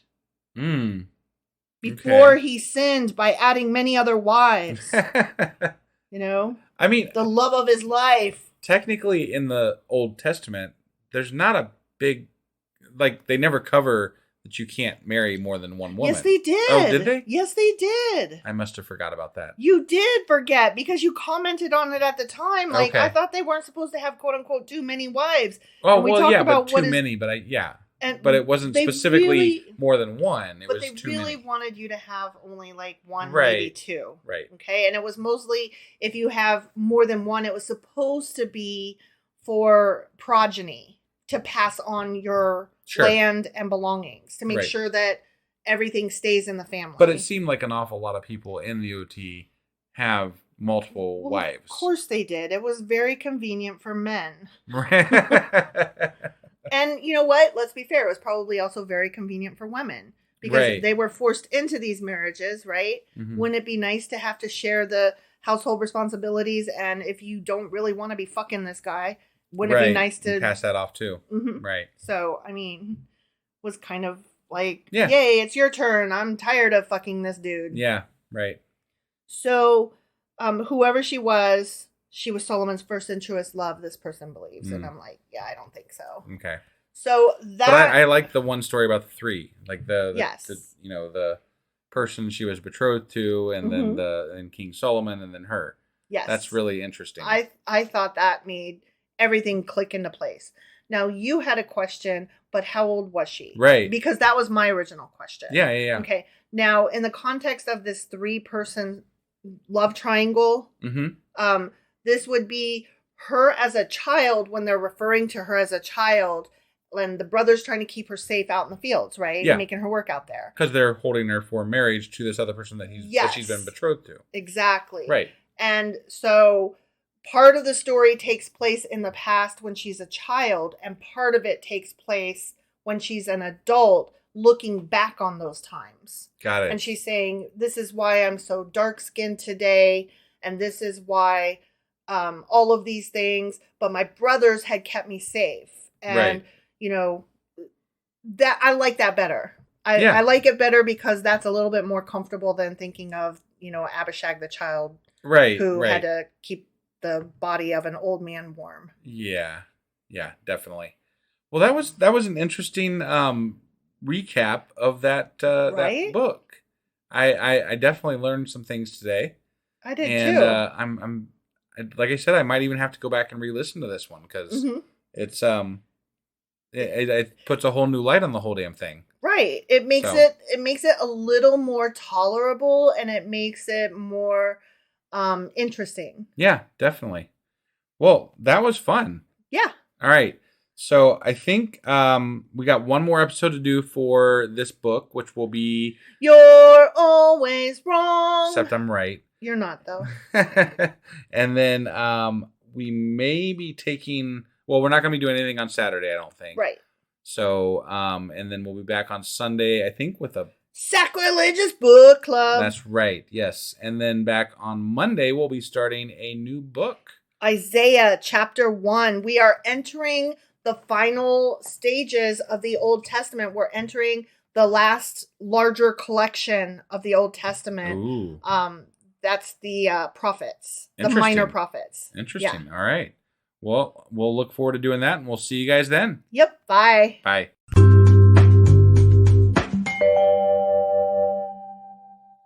Husband. Wife. Do you know what today is? Well, we just finished our wrap-up, which means that we might be on the very last episode that we're going to be doing for the Song of Solomon.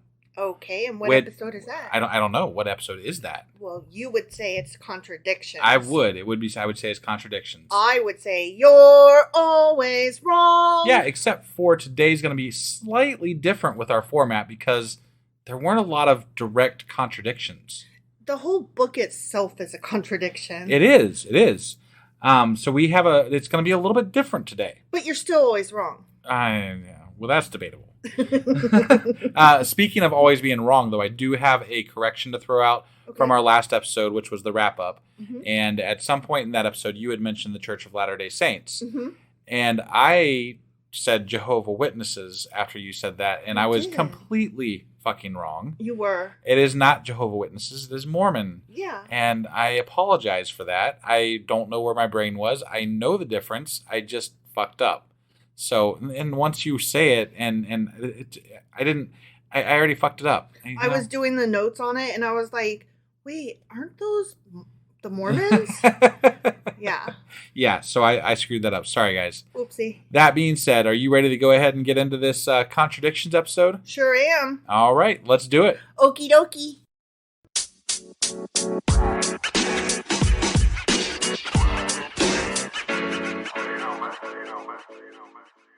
Okay, so we are going to get into this You're Always Wrong. Okay. With our first and only specific straight up question where you get to pick and be wrong. Oh, okay. No matter what you pick. Just one, though. Just one. Okay. That's all I could specifically come up with. Okay, all right. Is it okay to use perfume, yes or no? I'm going to go with yes for two reasons. Because it is, and also because Song of Solomon seemed to use it a lot. Right. Exactly. So you're right.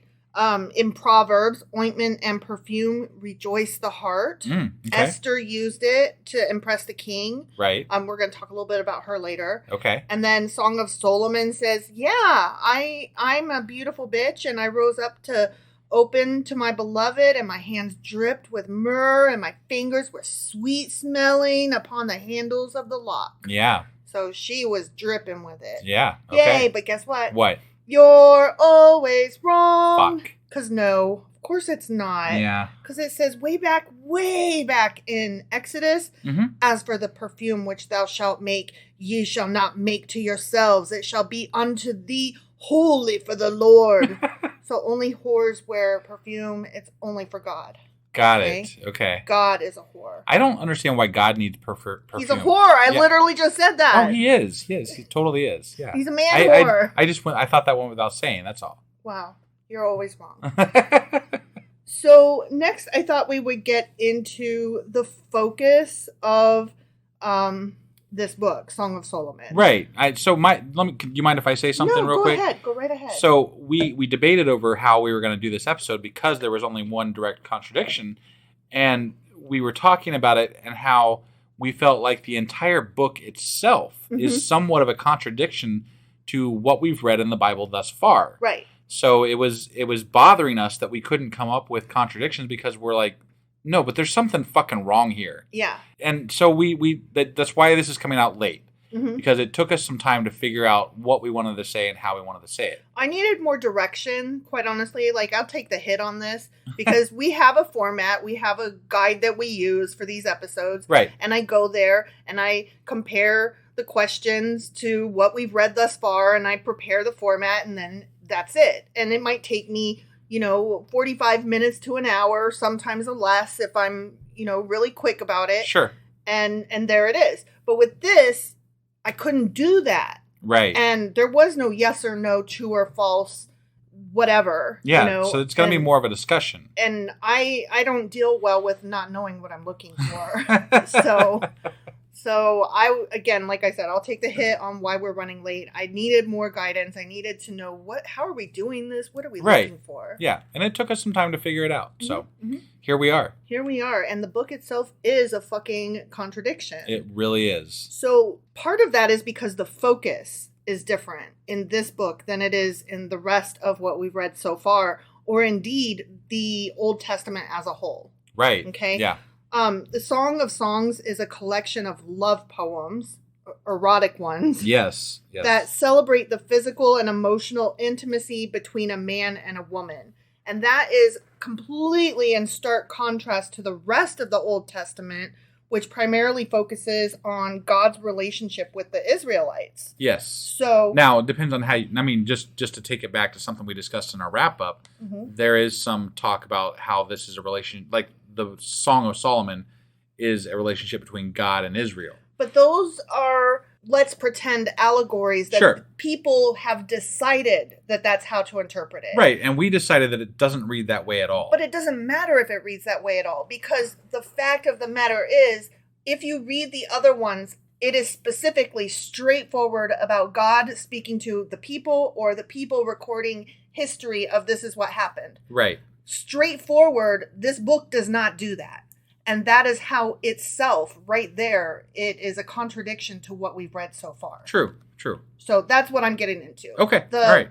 The fact that it might be an allegory and that you can interpret it different ways, like, that is completely beside the point. Okay. In my opinion, right. The way I'm preparing this. Sure. No, I agree. Okay.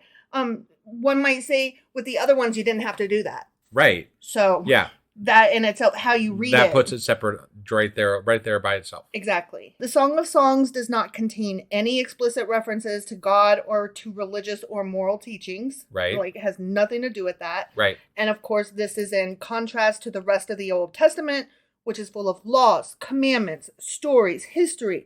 These are all designed to teach people how to live a righteous life. I would say even at some points they inserted God into places where it didn't feel comfortable or it didn't feel right. Like they made sure it was in there. Editors came back along later and did that. And you could tell based on the style of the writing, and it was pointed out when we looked it up later. Yeah. That they made sure to put some God in there. Right, but this one specifically has none of that. None of that. And the Song of Songs is simply a celebration of human love. Right. Like, if you're just reading it straightforward and not trying to guess that it's an allegory. Yeah. Okay? Right. It's simply a celebration of human love, and it does not attempt to impose any religious or moralistic agenda on the reader. It's not a historical reference. As a matter of fact, we learned that it probably was opera performance. Yeah. Like, basically a screenplay. Yeah. You know? Right. So that, again, sets it apart. Yeah, the absence of God is definitely a notable thing from this book. The absence of God is the point of it. Everything about this book is just like, what are you doing in this? Why are you here? The Song of Songs is one of the few books in the Bible that celebrates the female body. Yes. And that was weird to read. It really very weird. Not that it bothers us on a personal level, but it bothers us as context for the rest of the Bible that we've read thus far. Mm-hmm. And it does not fit. Like, this did not fit where it went. Like, this, it's just not, I guess my best word for it would be it's not acceptable in context to the rest of the Bible. Right. It's like Bible, pick a lane. Right. Yeah. You know, kind of like one might tell Lauren Boebert, are you Family Matters or are you a hoe? Pick a lane. You know, we want to understand you better. Yeah. Right. So in the rest of the Old Testament, women are often portrayed as being subordinate to men. Right. Definitely. And in the Song of Songs, conversely, the woman is the equal to the man, and her beauty is praised in lavish terms. Right. Okay. Right. So we're going to get into a little bit of that more. Sure. That is where the way women are represented here versus the rest of the Bible, in addition to the focus of the book itself, is where we'll find a lot of the contradiction. Okay. All right. Yeah. So let's start off with sexual violence against women. Okay. And before I do that, actually, I want to say I referenced this excellent article from the Jewish Women's Archive that I will link because it was so interesting. It talked so much about how women are represented in the Old Testament. And I really feel like it's a great supplemental read to this discussion. Sure. And I plan to utilize the Jewish Women's Archive more in the future going forward because it's just a great trove of information. Okay. Yeah. So I just wanted to put that out there that's where I got a lot of my information. Got it. Okay. So let's talk about early on when Dinah was raped by Shechem. Yes. Do you remember that? I do. And that was the prince of the city with the same name. And that was way back in Genesis. Yeah. And Dinah's brother took that assault as a matter of family honor. Like, right. They were upset that she got raped, but it was more about them and their feelings. Yeah. Than about their sister. Sure. You know? Wasn't this the one where they circumcised the other clan and then killed them all? Yes. Okay. Yes. They took that opportunity to massacre all the inhabitants of the town. Yeah. So it was, again, less about Dinah and what happened to her than it was the impetus for them to murder an entire town full of people and chop up their dicks. Right. You know? Yeah, it was about the family honor more so than the actual woman and the incident that happened. Exactly. And this gets into something that's often discussed in literature and movies, which I don't know if you would be familiar with this principle, but it's using the rape of a woman as the impetus, the turning point of a story. Like, we're basically committing a violence onto a woman purely to move a story. Got it. And it's a trope that is frowned upon more now than, say, even 20 years ago. Okay. You know, with women's movements and Me Too movements and all of that, bringing into the forefront of our attention that, hey, you know what? Let's do less of that. Let's have less utilizing women and their bodies and harm onto them to move stories. Right. So that's what that was. Got it. Right into that trope. Yeah. Might be the, you know, first time of that trope, one might say, right. or early days. At least one of the first, anyway. Yeah.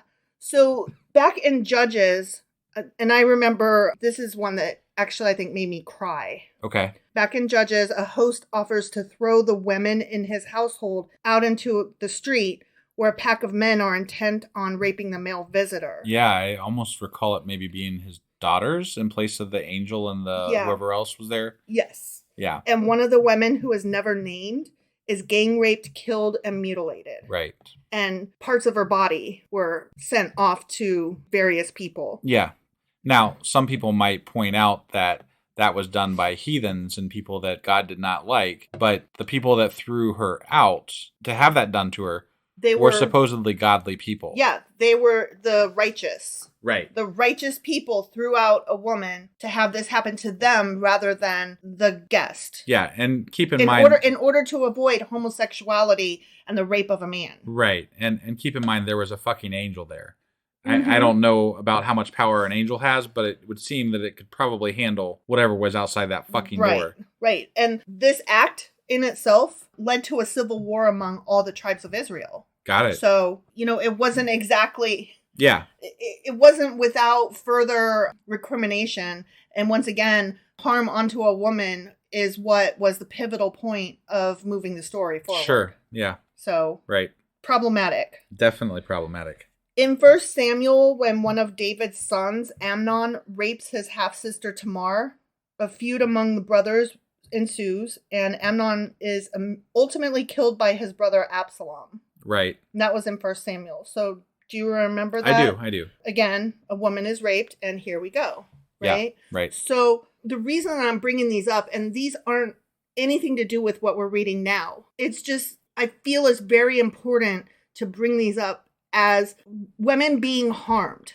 Women being harmed to move a story forward. And yet here we're reading in Song of Songs, and we're supposed to believe what? Women are equals. Right. And I'm like, no, you're not going to gaslight me like that. You're not going to do that to me. Yeah. No, they're fucking not. Well, and I don't know if this is in your list of things about rape, but I do remember early on when, who was it? It was, somebody was going into Egypt with their wife. I think it was Isaac, actually, or Abraham or whatever.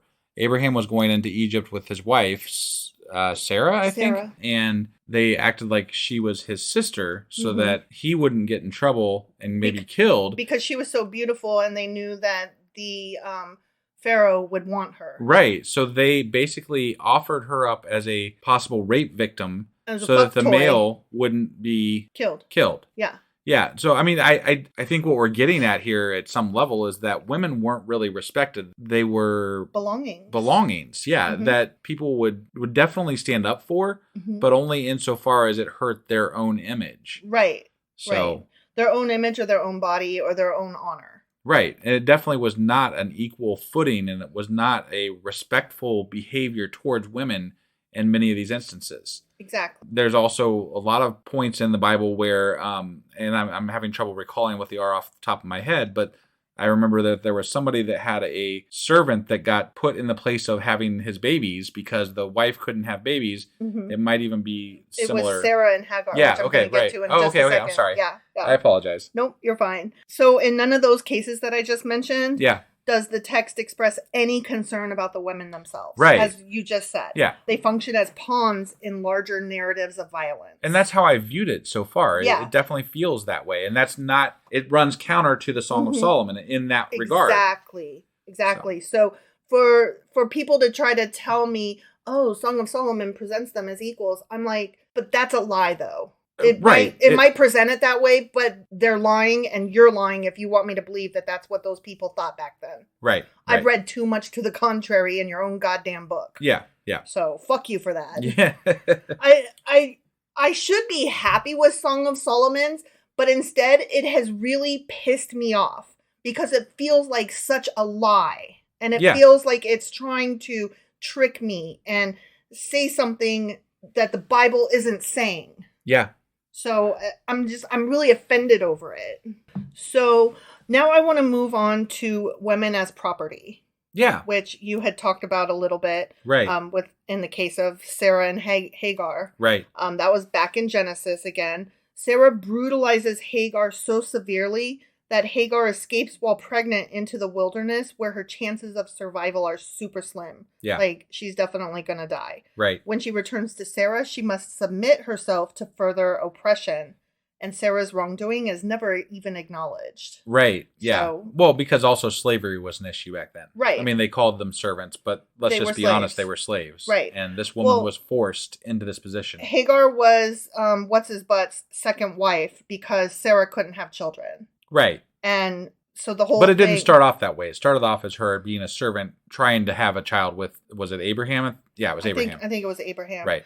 But then each of their handmaids were forced to bear his children as well. Right. Hagar was his second wife. Oh, okay. Yeah. I got it. I remember that there was something along those lines, but yeah, okay. Yeah. Each of their handmaidens became his concubines, basically. Right. So he traveled with a harem and a bunch of boys. Yeah.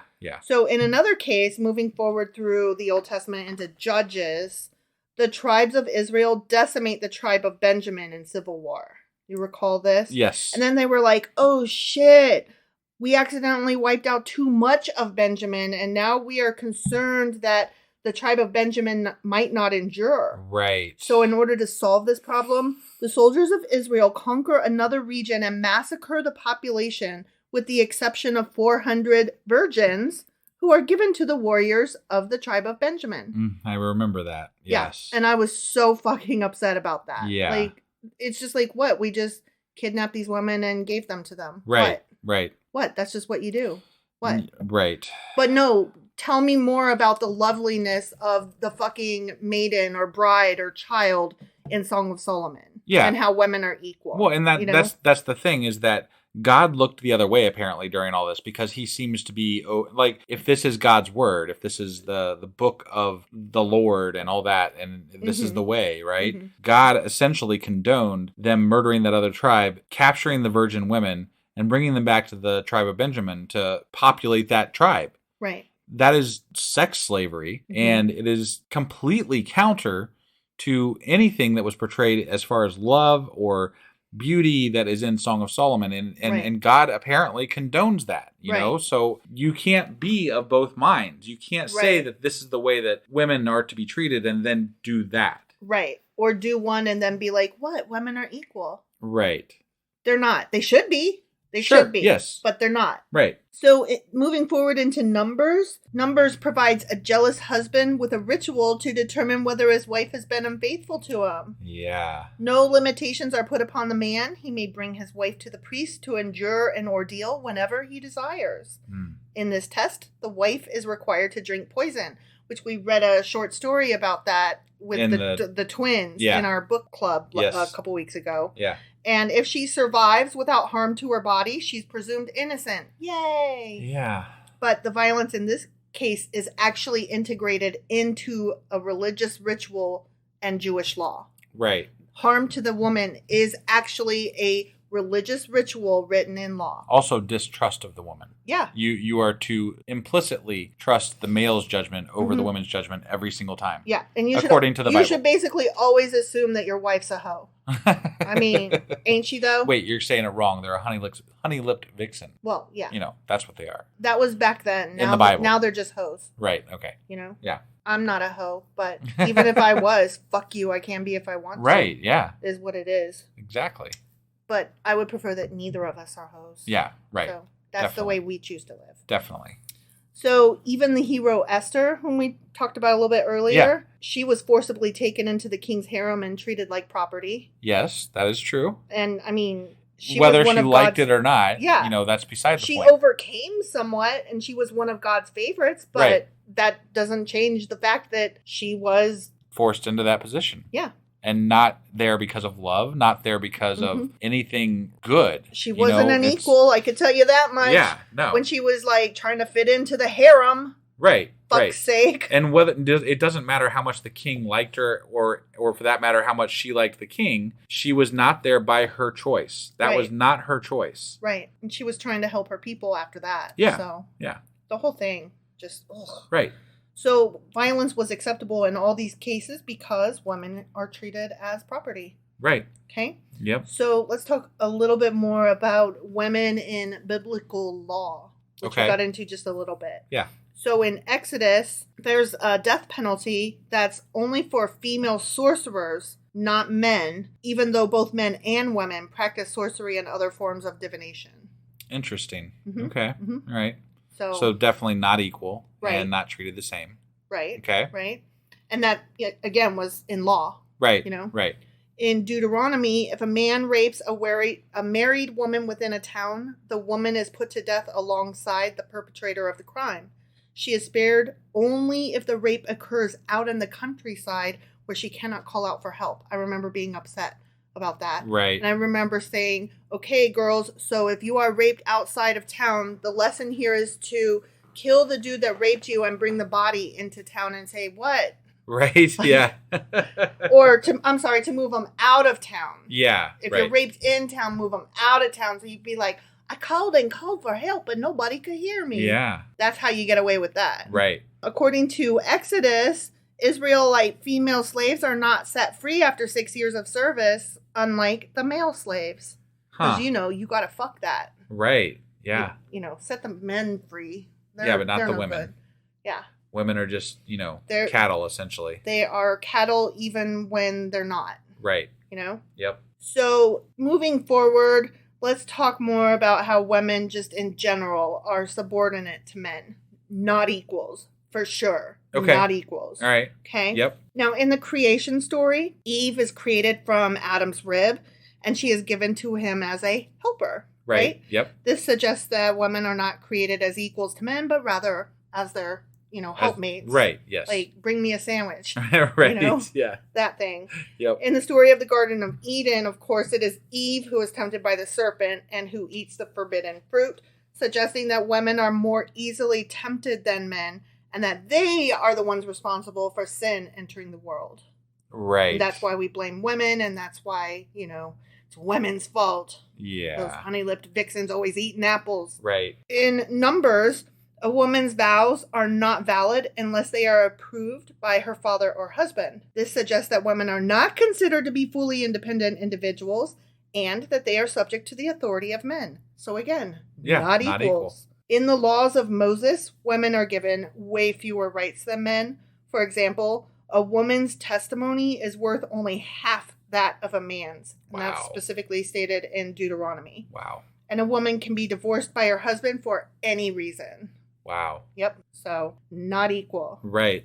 Yep. In Deuteronomy, again, a woman who is not a virgin on her wedding night is to be stoned to death. Jesus Christ. Right? Yeah. This suggests that women are held, obviously, to a different standard of morality than men, and that they are more severely punished for their sexual, quote-unquote, transgressions. Oh, yeah. No, I mean, no doubt about that. And I will leave it on that note because sexual transgressions is what this whole fucking story is about in Song of Solomon. Yeah. So I'm just like so irate that this story is in this book. And it celebrates this. And let's just take Song of Solomon, as it is read and say that it is a beautiful-ish poem about love and the human body and equality and in love and different things like that. There's definitely some themes in there that could be presented as a good thing, right? Mm-hmm. But when you compare it to how the Bible treats women up until this point,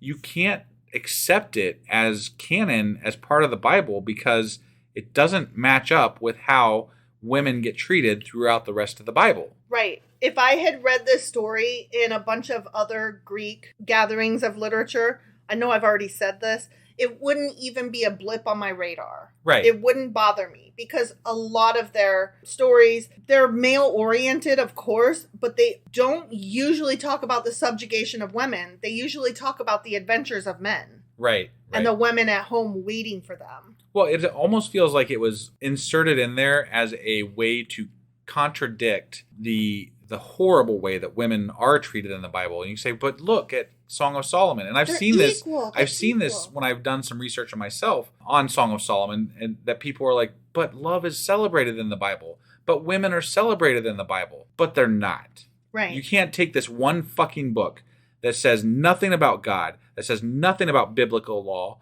and take this and say, no, but women are beautiful and wonderful and treated well. See, it's in Song of Solomon. They're totally equals. equals. It's not even supposed to fucking be there. Right. It's bullshit, and the rest of the Bible shows that it's bullshit. Right. Exactly. So that's a great place to end this discussion, in that this book doesn't fucking go there, and it is itself a goddamn contradiction.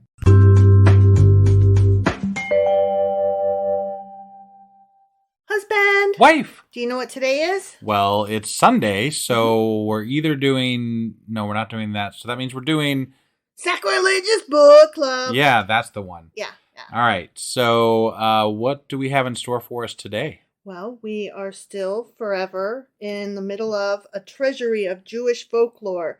Stories, traditions, legends, humor, wisdom, and folk songs of the Jewish people, edited by Nathan Ozubel. Okay. And part 1 was Jewish Salt. Part 2 was Heroes. We are in the middle of part 3, the human comedy. And chapter 1 was droll characters, in which we learned about schnorrs and beggars and wags and wits and fools and simpletons and schlemels and schlemazzles and ignoramuses and pretenders. Right. And now we are in chapter 2, where we're going to learn about rogues and sinners and tricksters and rogues and oh no, that was last week. Oh, that was so that's last not time. Yeah, that's we're not. We're still what we're in chapter 2, but we learned about rogues and sinners and tricksters and rogues. Okay, got it. We're still in chapter 2, but today we're gonna do liars and braggarts and misers and stingy men and sinners. Okay, let's go. Let's go do it. Oh my, okie dokie.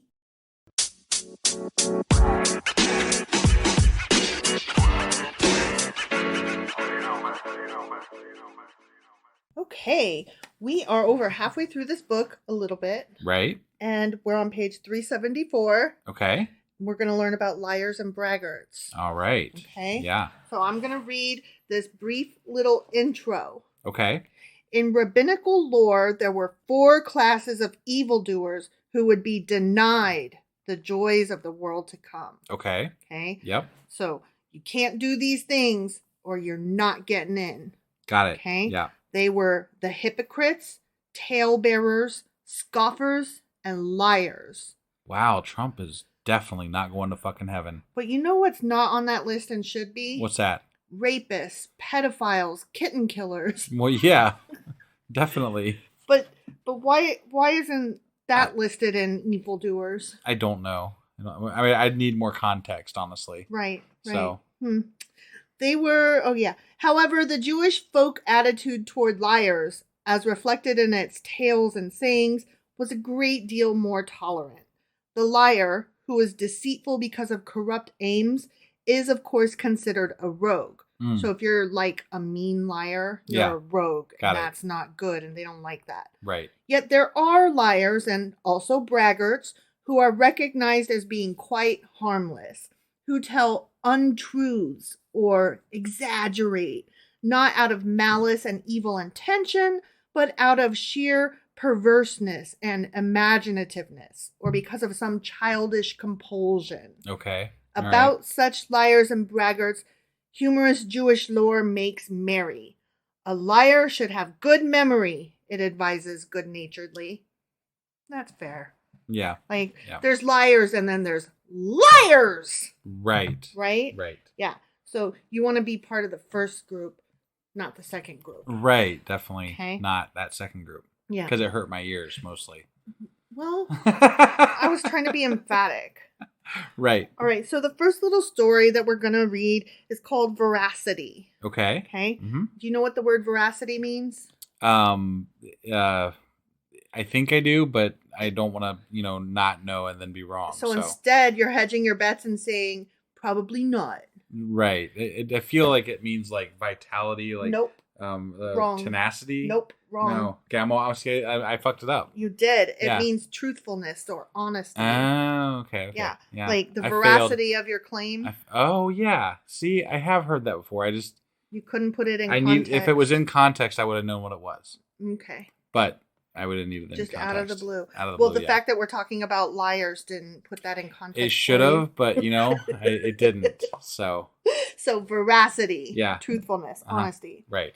A poor Jewish farmer called on his more affluent neighbor to borrow his donkey. "I'm sorry, neighbor," said the well-to-do farmer, "but my donkey is over in the pasture now." At that very moment, the hee-haw of a donkey was heard coming from the stable. "What a foolish excuse to give me," said the poor farmer angrily. "Why, your donkey has just brayed in its stall." The well-to-do farmer became offended. "Oh, whom would you rather believe?" he asked with dignity. "The braying donkey or me?" And that, to me, sums up the entirety of the Republican Party. Right? Yeah. They're like lying straight to your face and saying, "Why would you call me a liar?" Right. Yeah. Yeah. So next, we're going to read The Birds That Turn to Stone. And I made sure that I wrote myself a note that I want to read the note about this story. Okay. Okay. Yeah. So The Birds That Turn to Stone is from Legends of Palestine. And I wanted to make sure that I stated that because of what's happening right now in the Palestinian and Israeli conflict. And right. I thought it was important to say, let's read a Palestinian story right now. Okay. And I actually like this story. So you're sure it's a Palestinian story? It literally just said that. Well, but sometimes people refer to Israel as the lands of Palestine because it's in that area. So it's from the Palestine. Okay, yes. just making sure. Yes.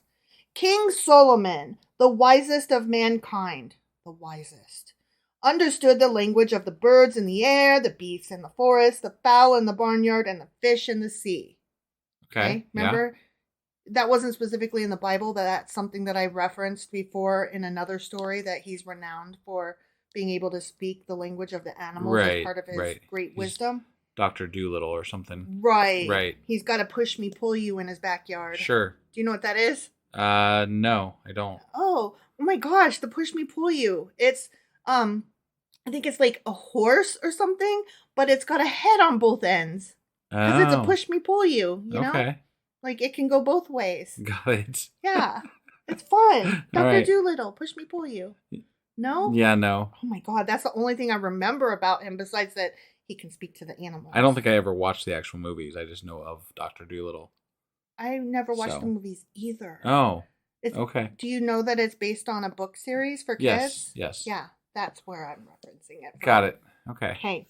One day he sat at the entrance to his palace on the Temple Mount, delighting in the bright sky and clear daylight. Before him, 2 cooing birds caressed each other, twittering merrily. As the king looked up, he heard one bird say to his spouse, "Who is that man seated here?" And she answered, "This is the king whose name and fame fill the world." Then the bird answered in mocking pride, "And do they even call him mighty? How is his power sufficient for all these palaces and fortresses? Did I so desire, I could overthrow them in a second by fluttering one wing." What a dumb bird, right? Do you believe him? No. His spouse encouraged him, saying, "Do so and show your valor and power if you have the strength to carry out your words." And Solomon, listening to the conversation in astonishment, signed to the bird to approach and asked him the cause of his overweening pride. Yeah. Terrified, the trembling bird answered the august king, "Let my lord and king grant me forgiveness out of his loving kindness and goodness of heart. I am naught but a poor powerless bird who can do him no evil. All that I said was only to please my wife and raise myself in her esteem." That's a fair apology, I think. Like, at least he was like coming clean and was like, "I suck, bro." Right. And Solomon laughed to himself and sent the bird back to his spouse. She, meanwhile, stood on the roof and could not contain herself, waiting for her mate to return and tell her why the king had sent for him. When he came back, she asked excitedly, "What did the king want?" And his chest swelling with pride, he answered, "The king heard my words and entreated me not to bring destruction upon his court and not to carry out my purpose." When Solomon heard this, he grew wroth with the brazen bird and changed them both into stone slabs. Wait, he was able to change people into birds into stone slabs? Apparently. Wow. Yeah. To warn others to refrain from vain bragging and empty boasting, and to teach women folk not to incite their chosen ones in their vanity to undertake foolish and foolhardy deals. Can you believe that shit? That's hilarious. Right? I was like, okay, then. I just have to point out that there was nothing about Palestine in that story. I didn't say there was. Oh, okay. I just said it was a Palestinian story. Okay. It said so. No, it said it was from a book called Land of Palestine. Oh. Which could mean Israel. Oh. And it doesn't have anything to do with Palestinians. Oh, well, I wanted to just support the Palestinian people real bad. Yeah, so. I don't think that's what that was. Well, sorry. I just wanted to make sure that was clear. My heart's in the right place. Yeah. My brain is just dumb. All right, moving on. Page 378, The Orphan.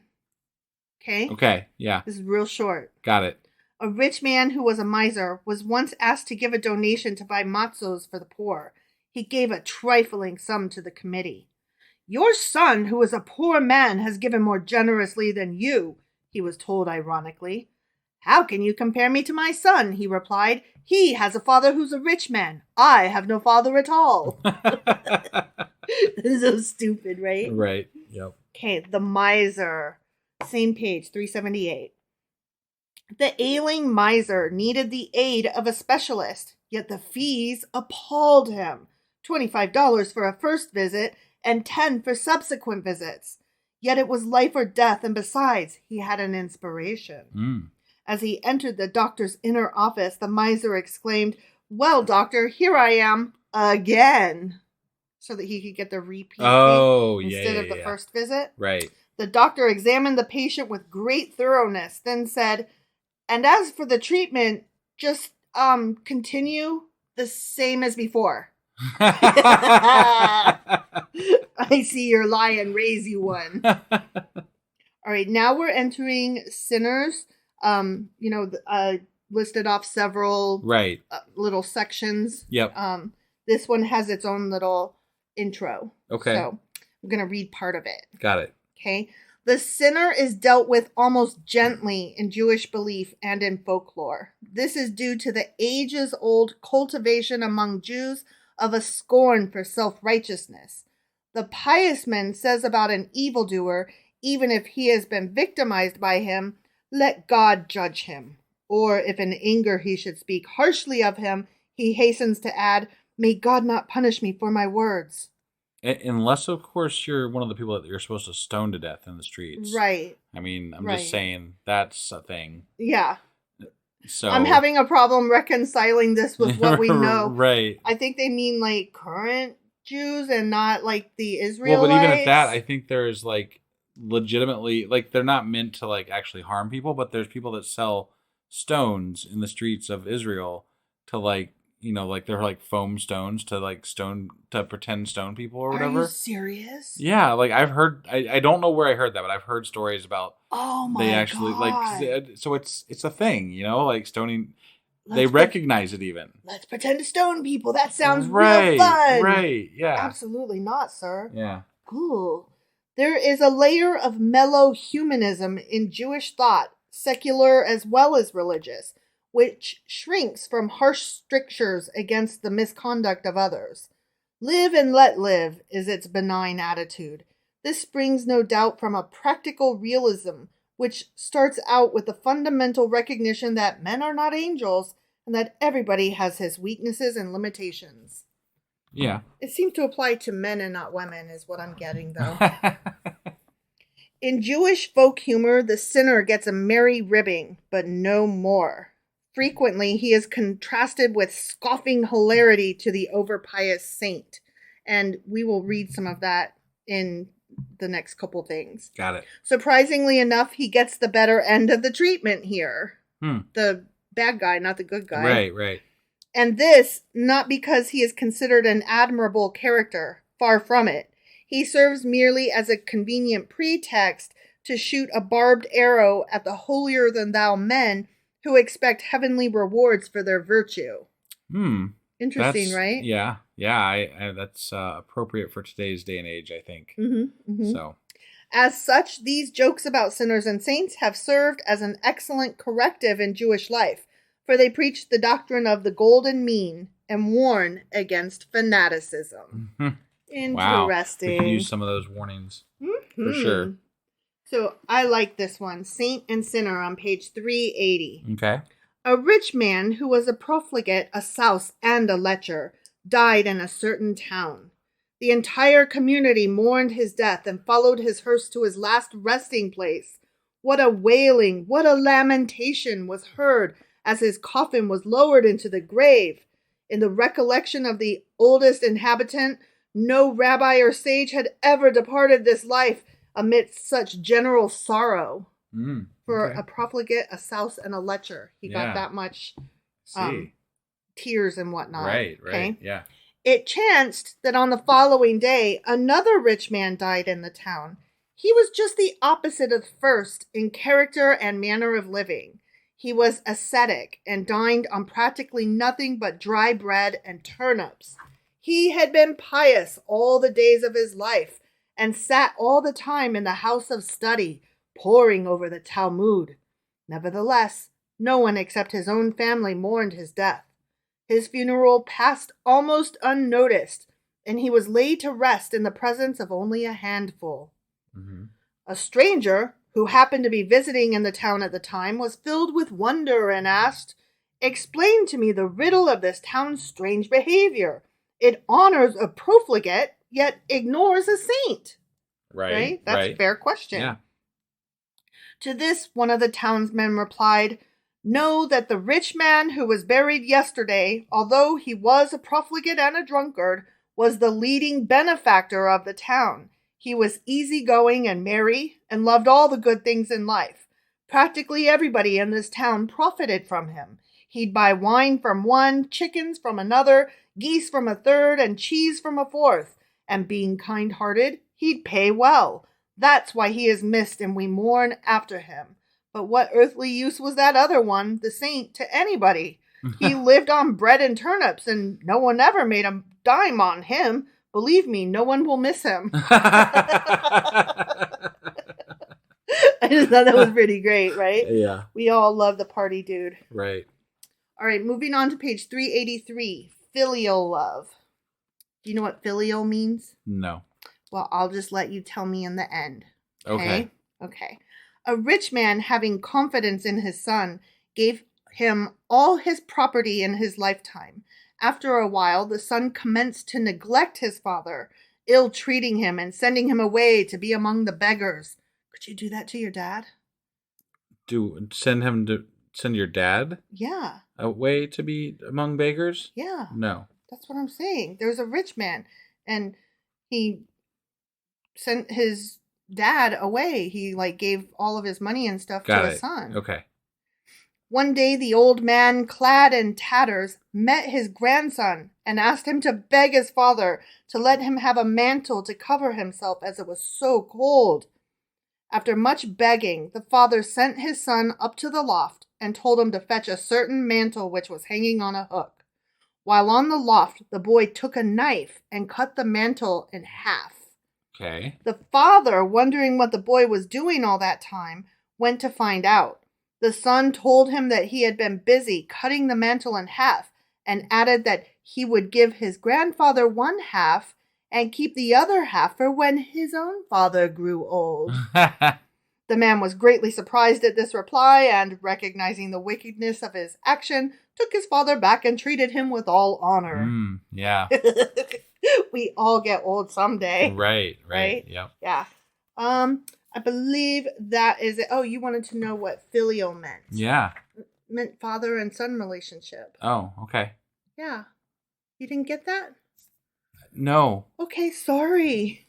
Oh, sorry. I just have that vocabulary. Yeah. So anyway, that is it for today. All right. Sounds good. Well, that was our Sacrilegious Book Club. Sacrilegious Book Club. For today. And we will have our weekly wrap-up here in just a little bit that'll be put out. And then tomorrow we'll be back starting Isaiah chapter 1. All right. We'll see you guys then. Bye. Bye.